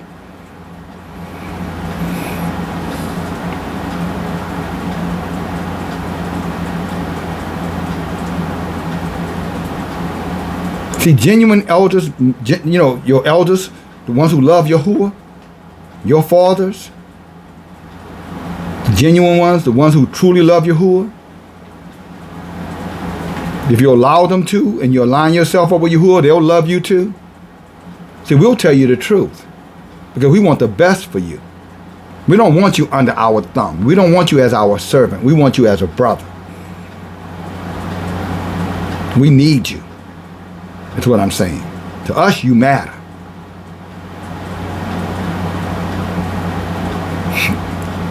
See, I'm wise enough. If I fell down, I know I need Brother Franklin. I might need Brother Franklin to help me get up. And I guess what? He gonna come and help me get up. Same thing with Brother Jonathan. Same thing with Brother Dennis. You know, if I wanted to shed tears right now, you know, I could tell you a sad story about one of my sons. My oldest son passed away. And I remember asking y'all, why? Y'all said, well, this is why. And I said, okay, if that's your reason, then I accepted y'all. He said, but don't worry about it. I'm going to give you other sons. And there popped up Brother Franklin, Brother Mendez, Brother Jonathan. Hell, now Brother Adrian. Older brothers. Brother Roderick. Brother Sharif. Brother William. And others. Some of you have never met. You're down in the comments, but I know you're there. Sister Jennifer with A. You, the one who turned her to this channel. You, my brother. I'm grateful for you. I see you as I see myself. A man searching out the truth and standing for it. Because that's what a servant leader does. He acknowledges you. He stands beside you, not over you. He will lead if you're willing to follow, because he knows he's going to need you to lead as well. And if one day he falls, he knows you're going to pick up right where he left off and continue the battle until we win the war.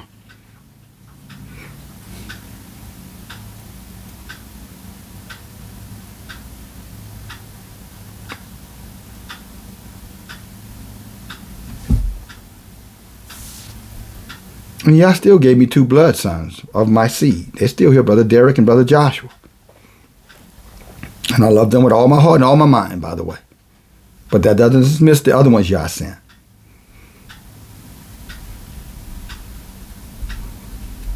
And that's for all of us, brothers and sisters. Like we say many times, all skin folk ain't kinfolk. All children came from the same parents, or can some people, their children who come from the same parents can be mortal enemies. Esau, Jacob. One of them Abba Yah can love, the other one he can despise. Malachi chapter 1 verse 3.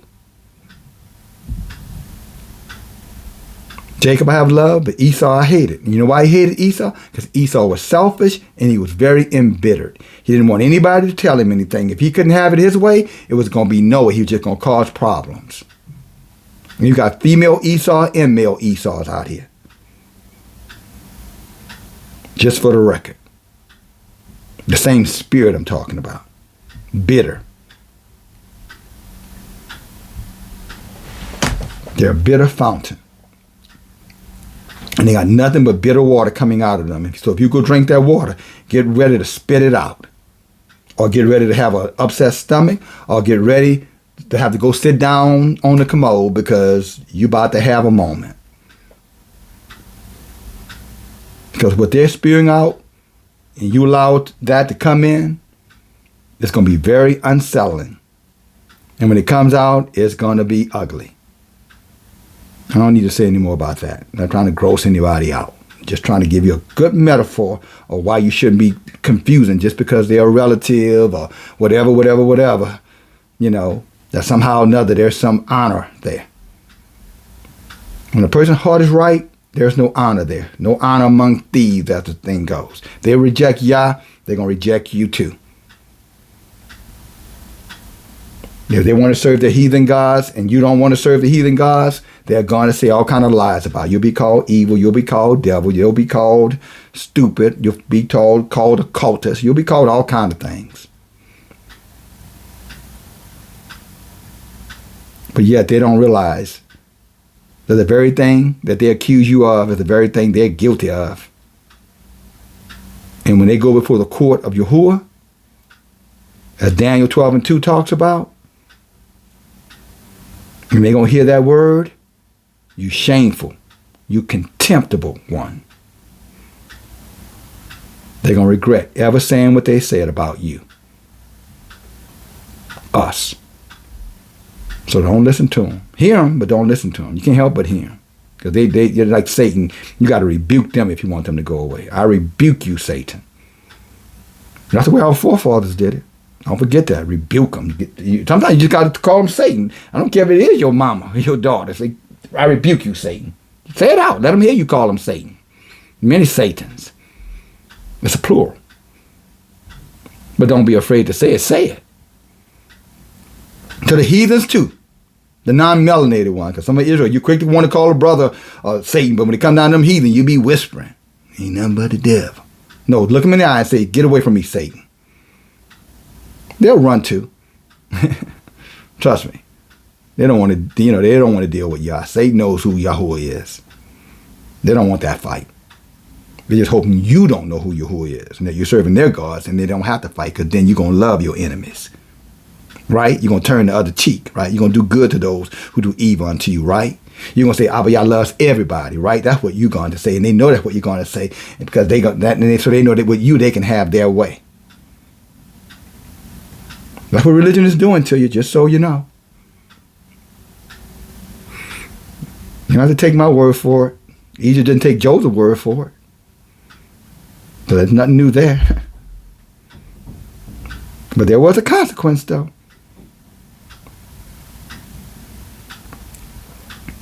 There was a consequence, and it wasn't that Joseph didn't do anything to them.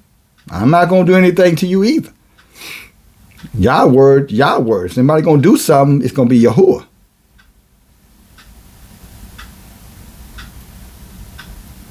Good or bad, it's going to be Yahuwah.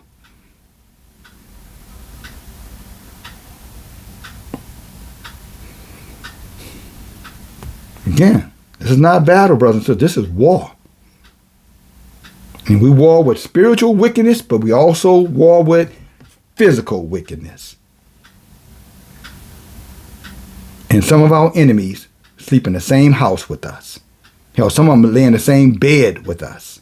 Those of you, y'all, shoot, wherever it applies. And yes, some are your children, some are your parents. Some are your best friend.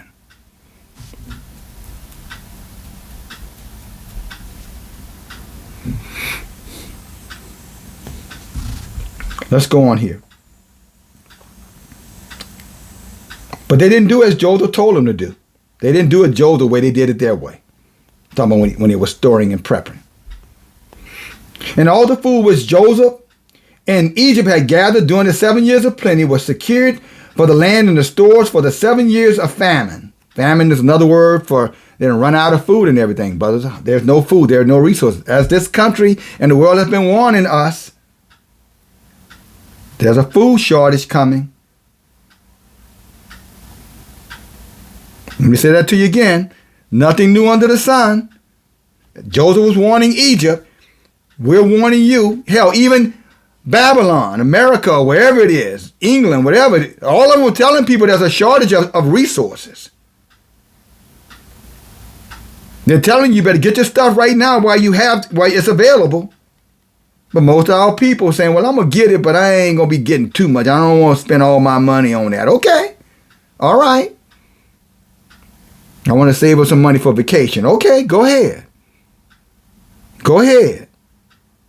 But you're not ready for the crisis to come. You're not ready for the famine to come. You're not even considered. What if an EMP strike happens and you out of the country?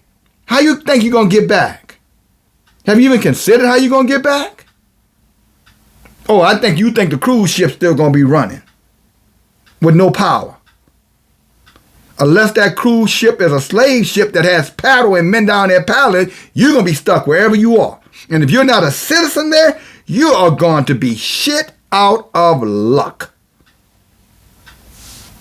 But see, because all people like wisdom, they don't even think about that. They just want everything to be the same. They just think it's nothing changing, even though with their mouth they say it is, but their hearts, they're doing the same thing. And they're going to get caught. You don't know when it's going to happen. Somebody going to get caught. It's like musical chairs. Y'all know that game? When the music stopped playing, if it got 3 of you and 2 chairs, if you're not the closest to the chair, the third man is out. And many of our people are going to be that third man. Better yet, 2 third men and women. Because they're playing musical chairs, Russian roulette with Yah. Yeah, I agree. But your behavior don't reflect that you agree. Your actions don't reflect that you agree. Your behavior is how you're doing it, to the way Yah said to do it, or as Joseph in this instance told the people to do it. You heard it, but you're doing it your way, your version of it. This is my version of it. It's the same thing, but it's just my version. I believe in Jesus, but I pray to God too.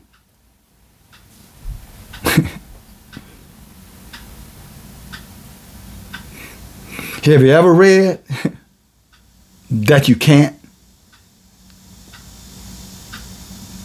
Take your head out of the New Lying Testament, Twistament, whatever you want to call it. Take your head from over there for a moment and come over here and read the Torah that you say you believe. You understand that it's important. And see what Yahuwah said about himself versus what men said. Because what you're going to read if you go over to Exodus chapter 20, verse 4 and 5, that he don't play that. Or Exodus 22 and 20, You're going to read, he doesn't play that. Or Isaiah 43, 1 through 4, and then 9 through 12, he doesn't play that, sharing gain. He's not playing musical chairs with you. No, he's not Burger King and you can't have it your way.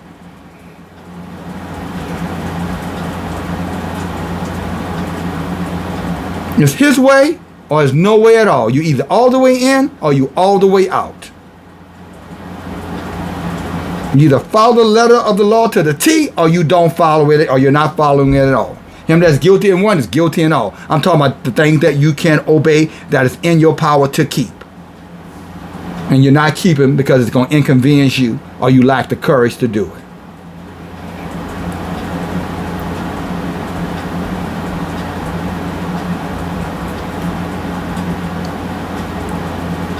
Again, verse 12. We're almost done here. Praise Yahuwah.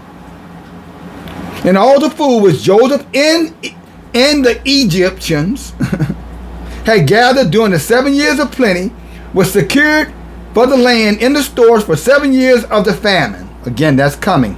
All over this flat earth. It's coming. It's already here. You're just eating, you're just gleaning what's left. You're getting what right now. What you're really seeing in the stores, brothers and sisters, that's overflow. That's extra stock that they had already in, containers that they had ordered in some cases years ago. That's finally made it to the shelf. And see, when that stuff is gone, it's going to be gone.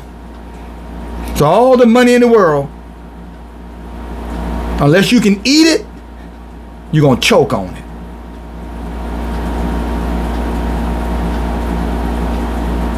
In other words, it's going to do you no good.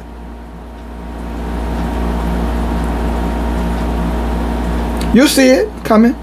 Verse 13. And then all the people of Egypt filled each man his storehouse, and concealed the place of grain to be for support during the famine. And Joseph placed all the food that he had gathered in the cities of Egypt, and he closed all the stores, and the stores are about to close.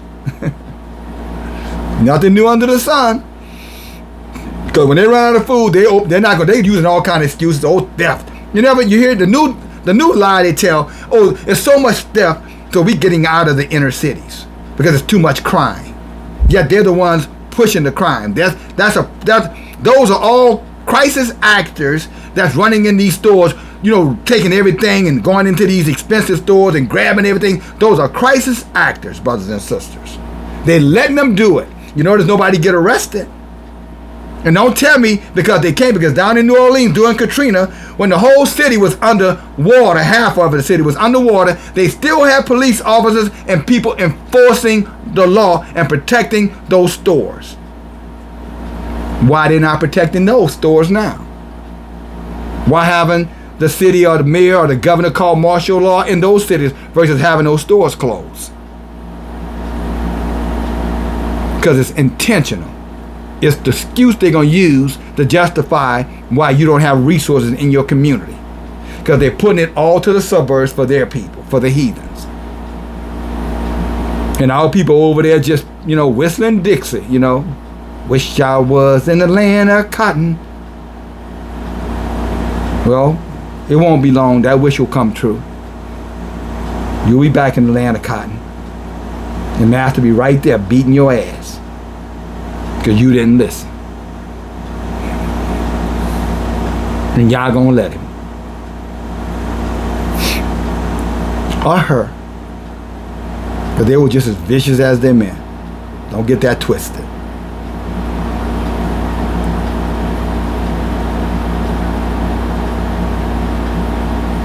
And Joseph placed all the food that he had gathered in the cities of Egypt, and he closed all the stores. So all these store closing you see, you think it has something to do with crime. It has to do with resources or a lack thereof. So they got to come up with an excuse so you don't know what's really going on. That's why you need to be over here with us, who Yah's revealing it to, because we are doing our best to obey Abba Yahuwah. So we're listening and we're telling you. Some of you are listening. Most of you, you know how you are. You know how you are.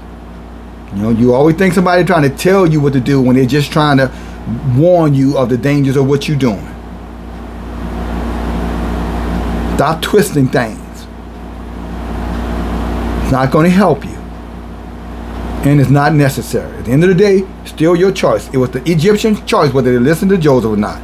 It's your choice whether you listen to me or not. So you don't have to get angry.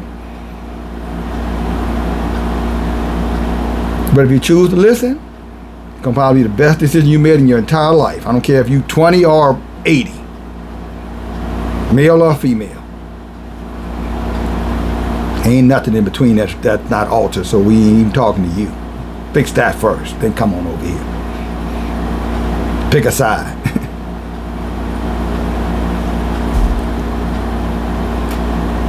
Well,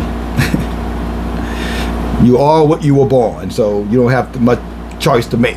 Either embrace it or keep on going down that broad path that you take. Not going to end well is what I'm saying to you. Even though the liars told you, we love you. Of course that's what they're going to tell you because they want to encourage your behavior.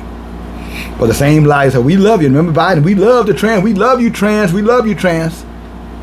But go over there and see if he'll give you $1. You'll see what it is. You'll be over there, where's the love, Joe? You say, well, I don't love you like that. I just want you to keep on doing what you were doing so I can push this agenda so I can keep getting paid. Right, T.D. Jakes and Jamal Bryant? Just tell the people whatever they want to hear. But there's a special place in hell for both of them devils and all those other devils. Platform creator devils. You've already heard me call their names. Some of them on this particular message, other message. Yeah, you too. If you're peeking over here, hear what Brother DFG said, yeah, I'm talking about you. Damn right I'm talking about you because you're wrong. And you need to repent and you need to get it right. Stop deceiving our Yah's people.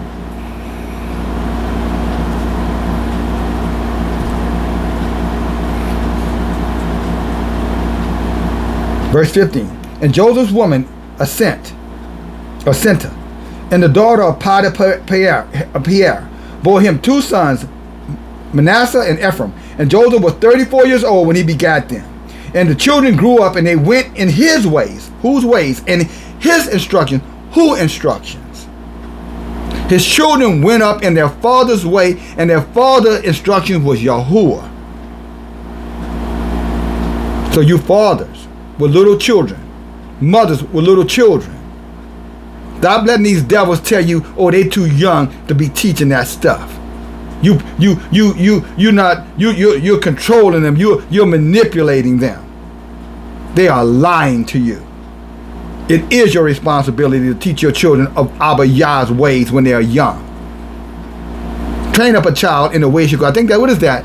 I hate to, it's in the book of Proverbs. I want to say it's chapter 22, verse 10. But even you can find it. Train up a child in the way that it should go. What? In the instructions of Yahuwah. That's the way it's supposed to go.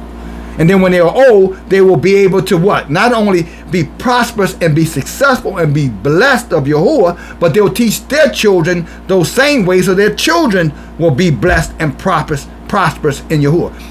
Even though we're about to come to the very end of this lifetime, that's going to transition into the next lifetime.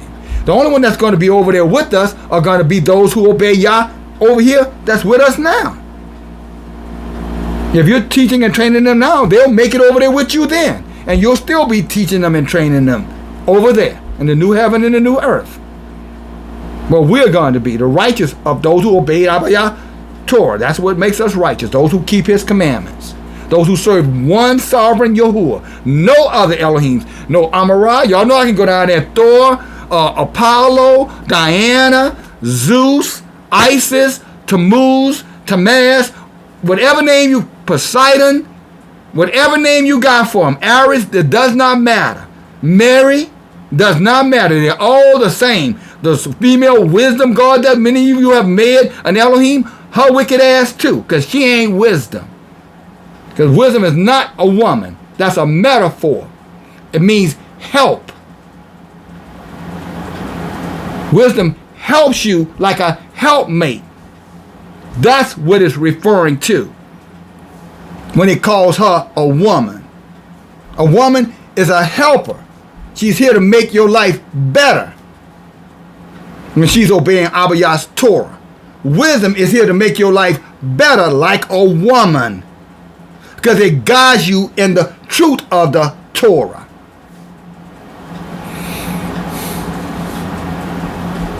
Now that definitely should get a thumbs up or two. Don't you agree? Because I explained that so well. Really, it was Abba Yah, because I didn't have that in my notes. He wanted you to know, so you were no longer confused about it. Now you understand what it meant. Wisdom is a helper, not a God, not a person.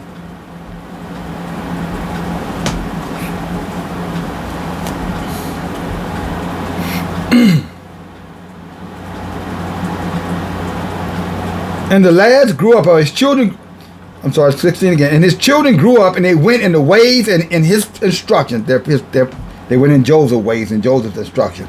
And they did not deviate from it one way from the way which their father taught them. So dads, what are you teaching? What are you teaching, dads? Moms, what you teaching? Either to the right or left, they did not compromise. They stayed focused. They said sovereign, one. And only one, Yahuwah. That's the one that's going to get you out the dunghill. That's the one who's going to take care of your needs. And Yahuwah was with his children. And they grew up and they had the understanding and they had skill in all wisdom and in all the affairs of government. You see, it said the skills of all wisdom. That's why, wisdom is not an entity. It's a mindset. It's a blessing. It's a gift from Abba Yah to righteous men and women who serve him. In all wisdom. Don't you know if it was God that would say in her wisdom or in the God of wisdom? It doesn't say that. Men conflated that or misunderstood that because they don't have the revelation to understand what they're reading, and so they're running with it, and because it sounds good to the ears of many, especially these women worshipers, sound about right to them. The power of the feminine goddess that never existed, or if she is, she has nothing to do with Yah. She's a demon.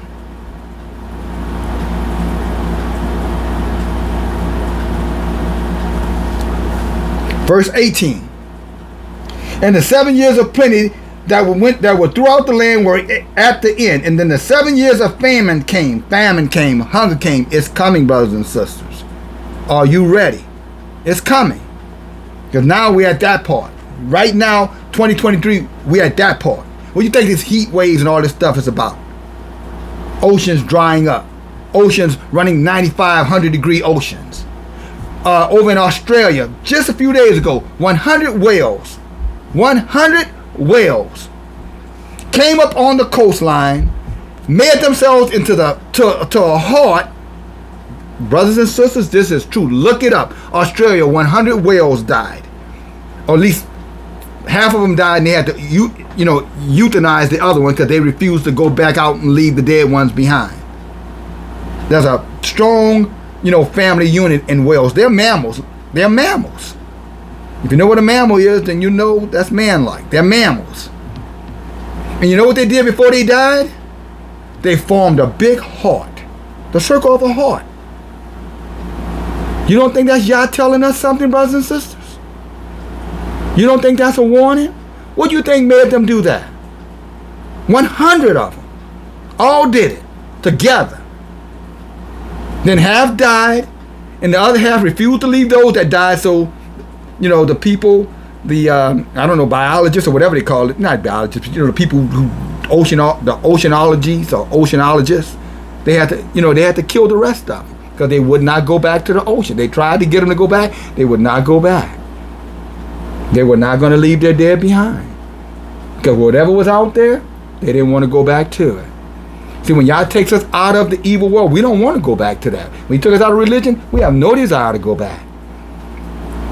Abba Yah is using nature to tell us, to warn us, brothers and sisters. I don't know about where your heart is right now. That's a heart-wrenching story.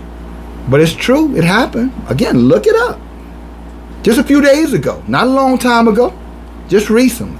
I think 5 days ago. Australia. Oh, 100 whales died. Just Google up. 100 whales died. You'll see it. Again, and that's why, those who are here because they know I'm going to tell you the truth. I'm going to give you the information. And I understand that my responsibility is to teach the Torah, but just like Job, I got to know what's going on around me too. And if you're the person who'd rather just, leave that to someone else that you can trust, then you here. I'll do that. No problem. You stand with me, I'm standing with you. You're supporting me, I'll support you. The way that works, it's reciprocal.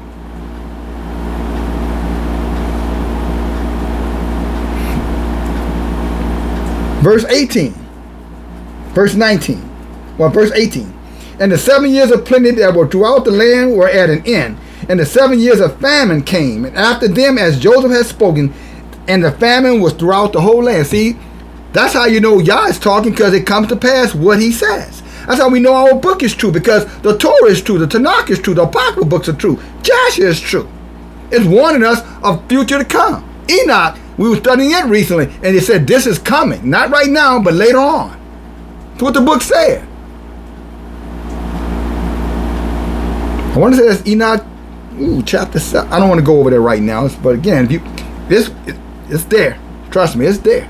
We taught about it before. He was one, even Enoch was saying a day was going to come. That's what Enoch told the people. There's a time, not right now, but in the last days, something bad is coming. The fallen ones were going to reveal themselves. So-called aliens who are really just demons. People are going to start to see them now. They're going to start shape-shifting. Why do you think they're doing all this stuff with the facial recognition and all these facial alterations that you can go to TikTok and other little programs they put out there where people can change themselves? What they're really doing is trying to keep you in a state of confusion so you don't know what's really going on. So you're going to be looking at a demon and you don't even realize it's a demon. You say, oh, she must have did something through the technology. No, that's a damn real demon. But see how they conflate it? Because now you people don't even know what to look for. They're like, well, yeah, they got that kind of technology. Those are demons. And they're using technology to deceive you, to make you think that it's something that man created when that was something that's always been here. But Yah said in the last days they were going to come back out from hiding and you would see them. And we're seeing them. And many of us are not prepared for what they're going to do. They're not here to befriend you. They're here to destroy us.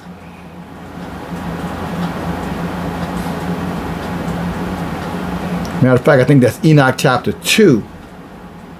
No, chapter 1. And I'm going to go over there now because now my curiosity, and we're almost done. It's Shabbat. Like I say all the time, what better than you have to do to be right here studying along with your brother?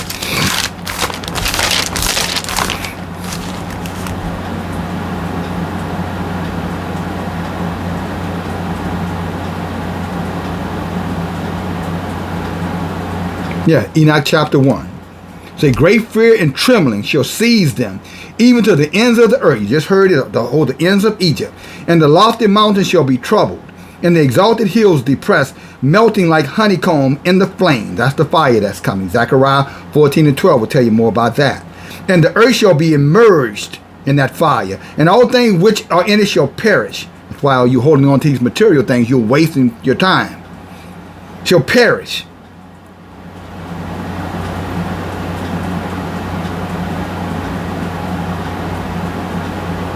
While judgment shall come upon all the earth, upon all the righteous. But to them shall he give peace in the time of trouble, to 1/3 of us.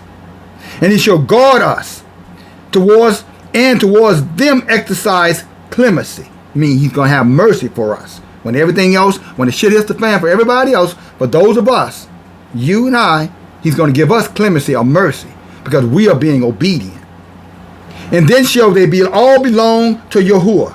Then shall all belong to Yahuwah, I'm talking about the elect, and they shall be happy and blessed with the splendor of Yahuwah. He shall illuminate us. We're going to be a witness to the whole world on why we were selected, because of our obedience. It's why we were selected, and he's going to reward us. And it's going to be to our, blessing, but it's going to be to their shame and contempt. Daniel 12:2. That's why you're here. That's why we're here. to help.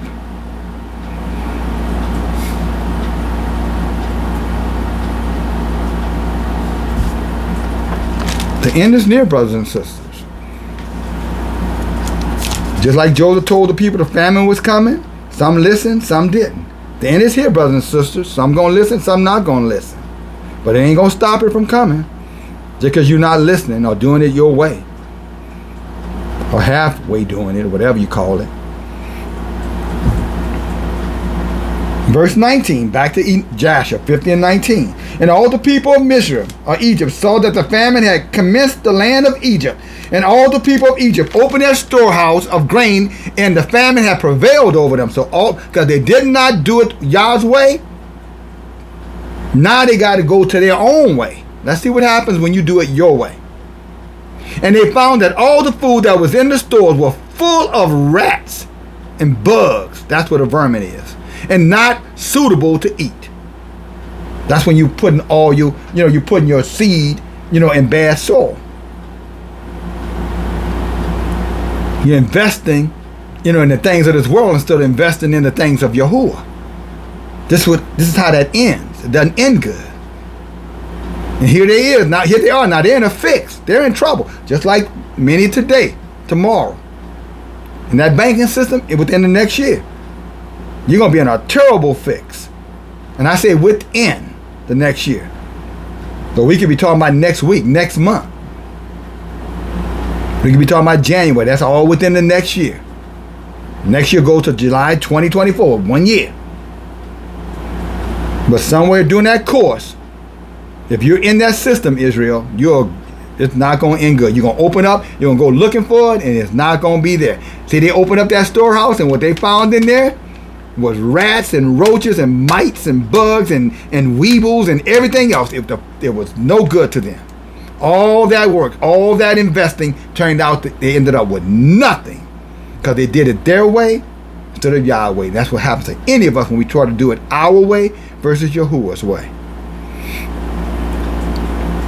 And I'm going to stop right here because you can finish reading it all the way through because now they got to go beg. Now they're at the mercy of the government. Now they got to go to the FEMA camps, for lack of a better word. Now they got to turn to the government for substance, for food, for water, for supplies. And the government only has so much, and then they're going to lock down too and tell you, sorry, you on your own. It's not my job to feed you. That's what the government going to say. If many governments all over the world already tell the people that. America just has the luxury of being a country of surplus.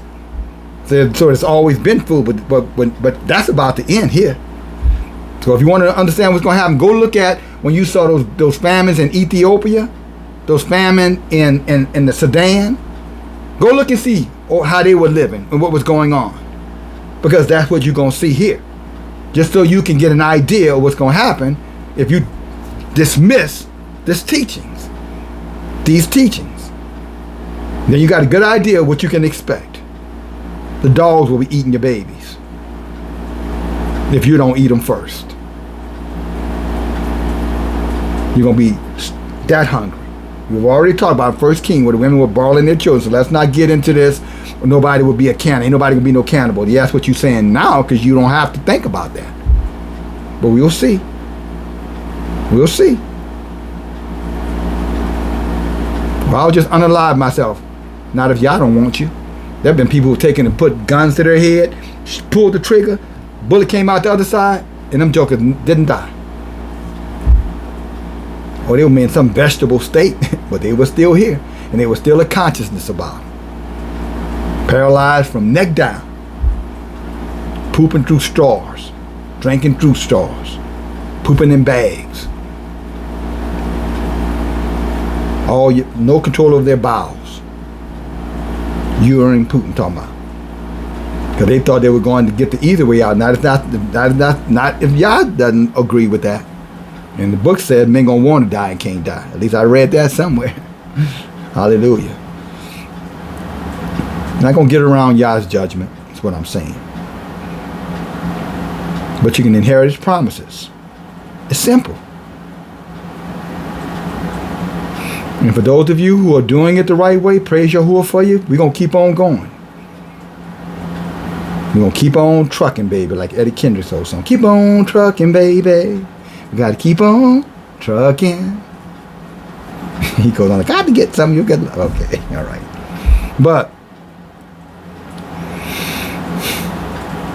the judgment is going to come.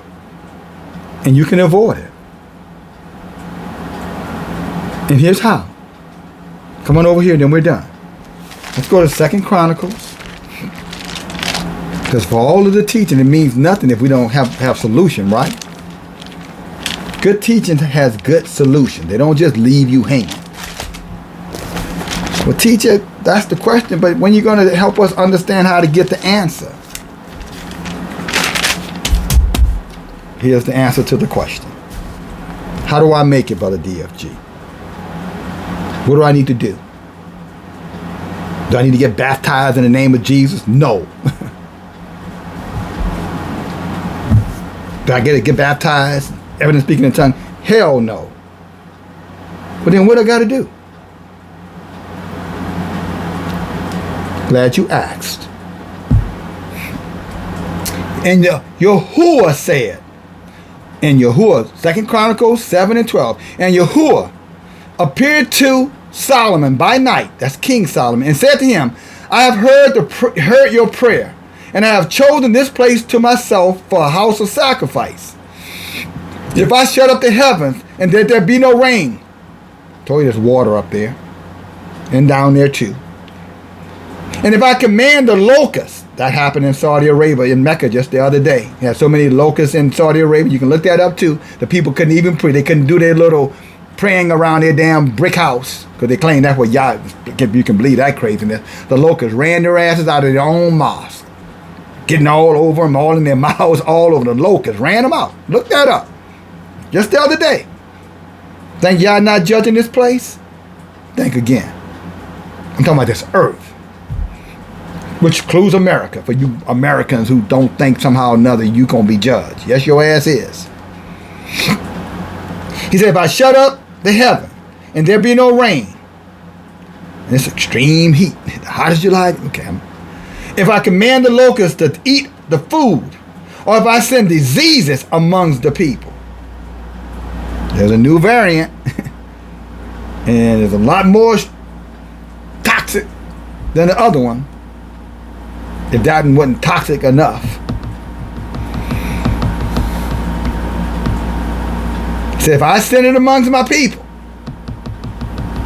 So, okay, ooh, that's kind of scary, Brother DFG. Focus eating up the food, cause a famine. Diseases cause death.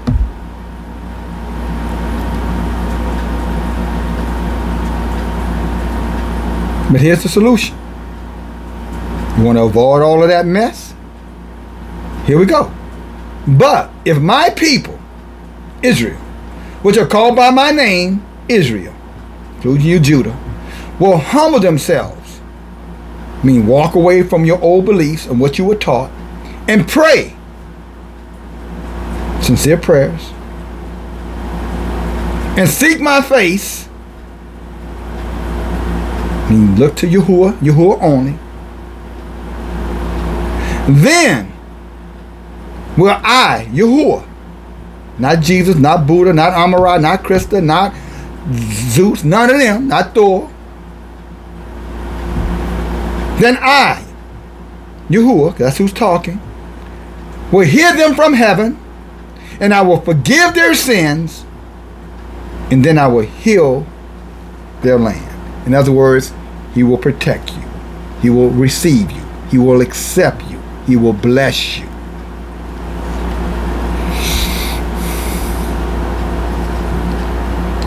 And y'all willing?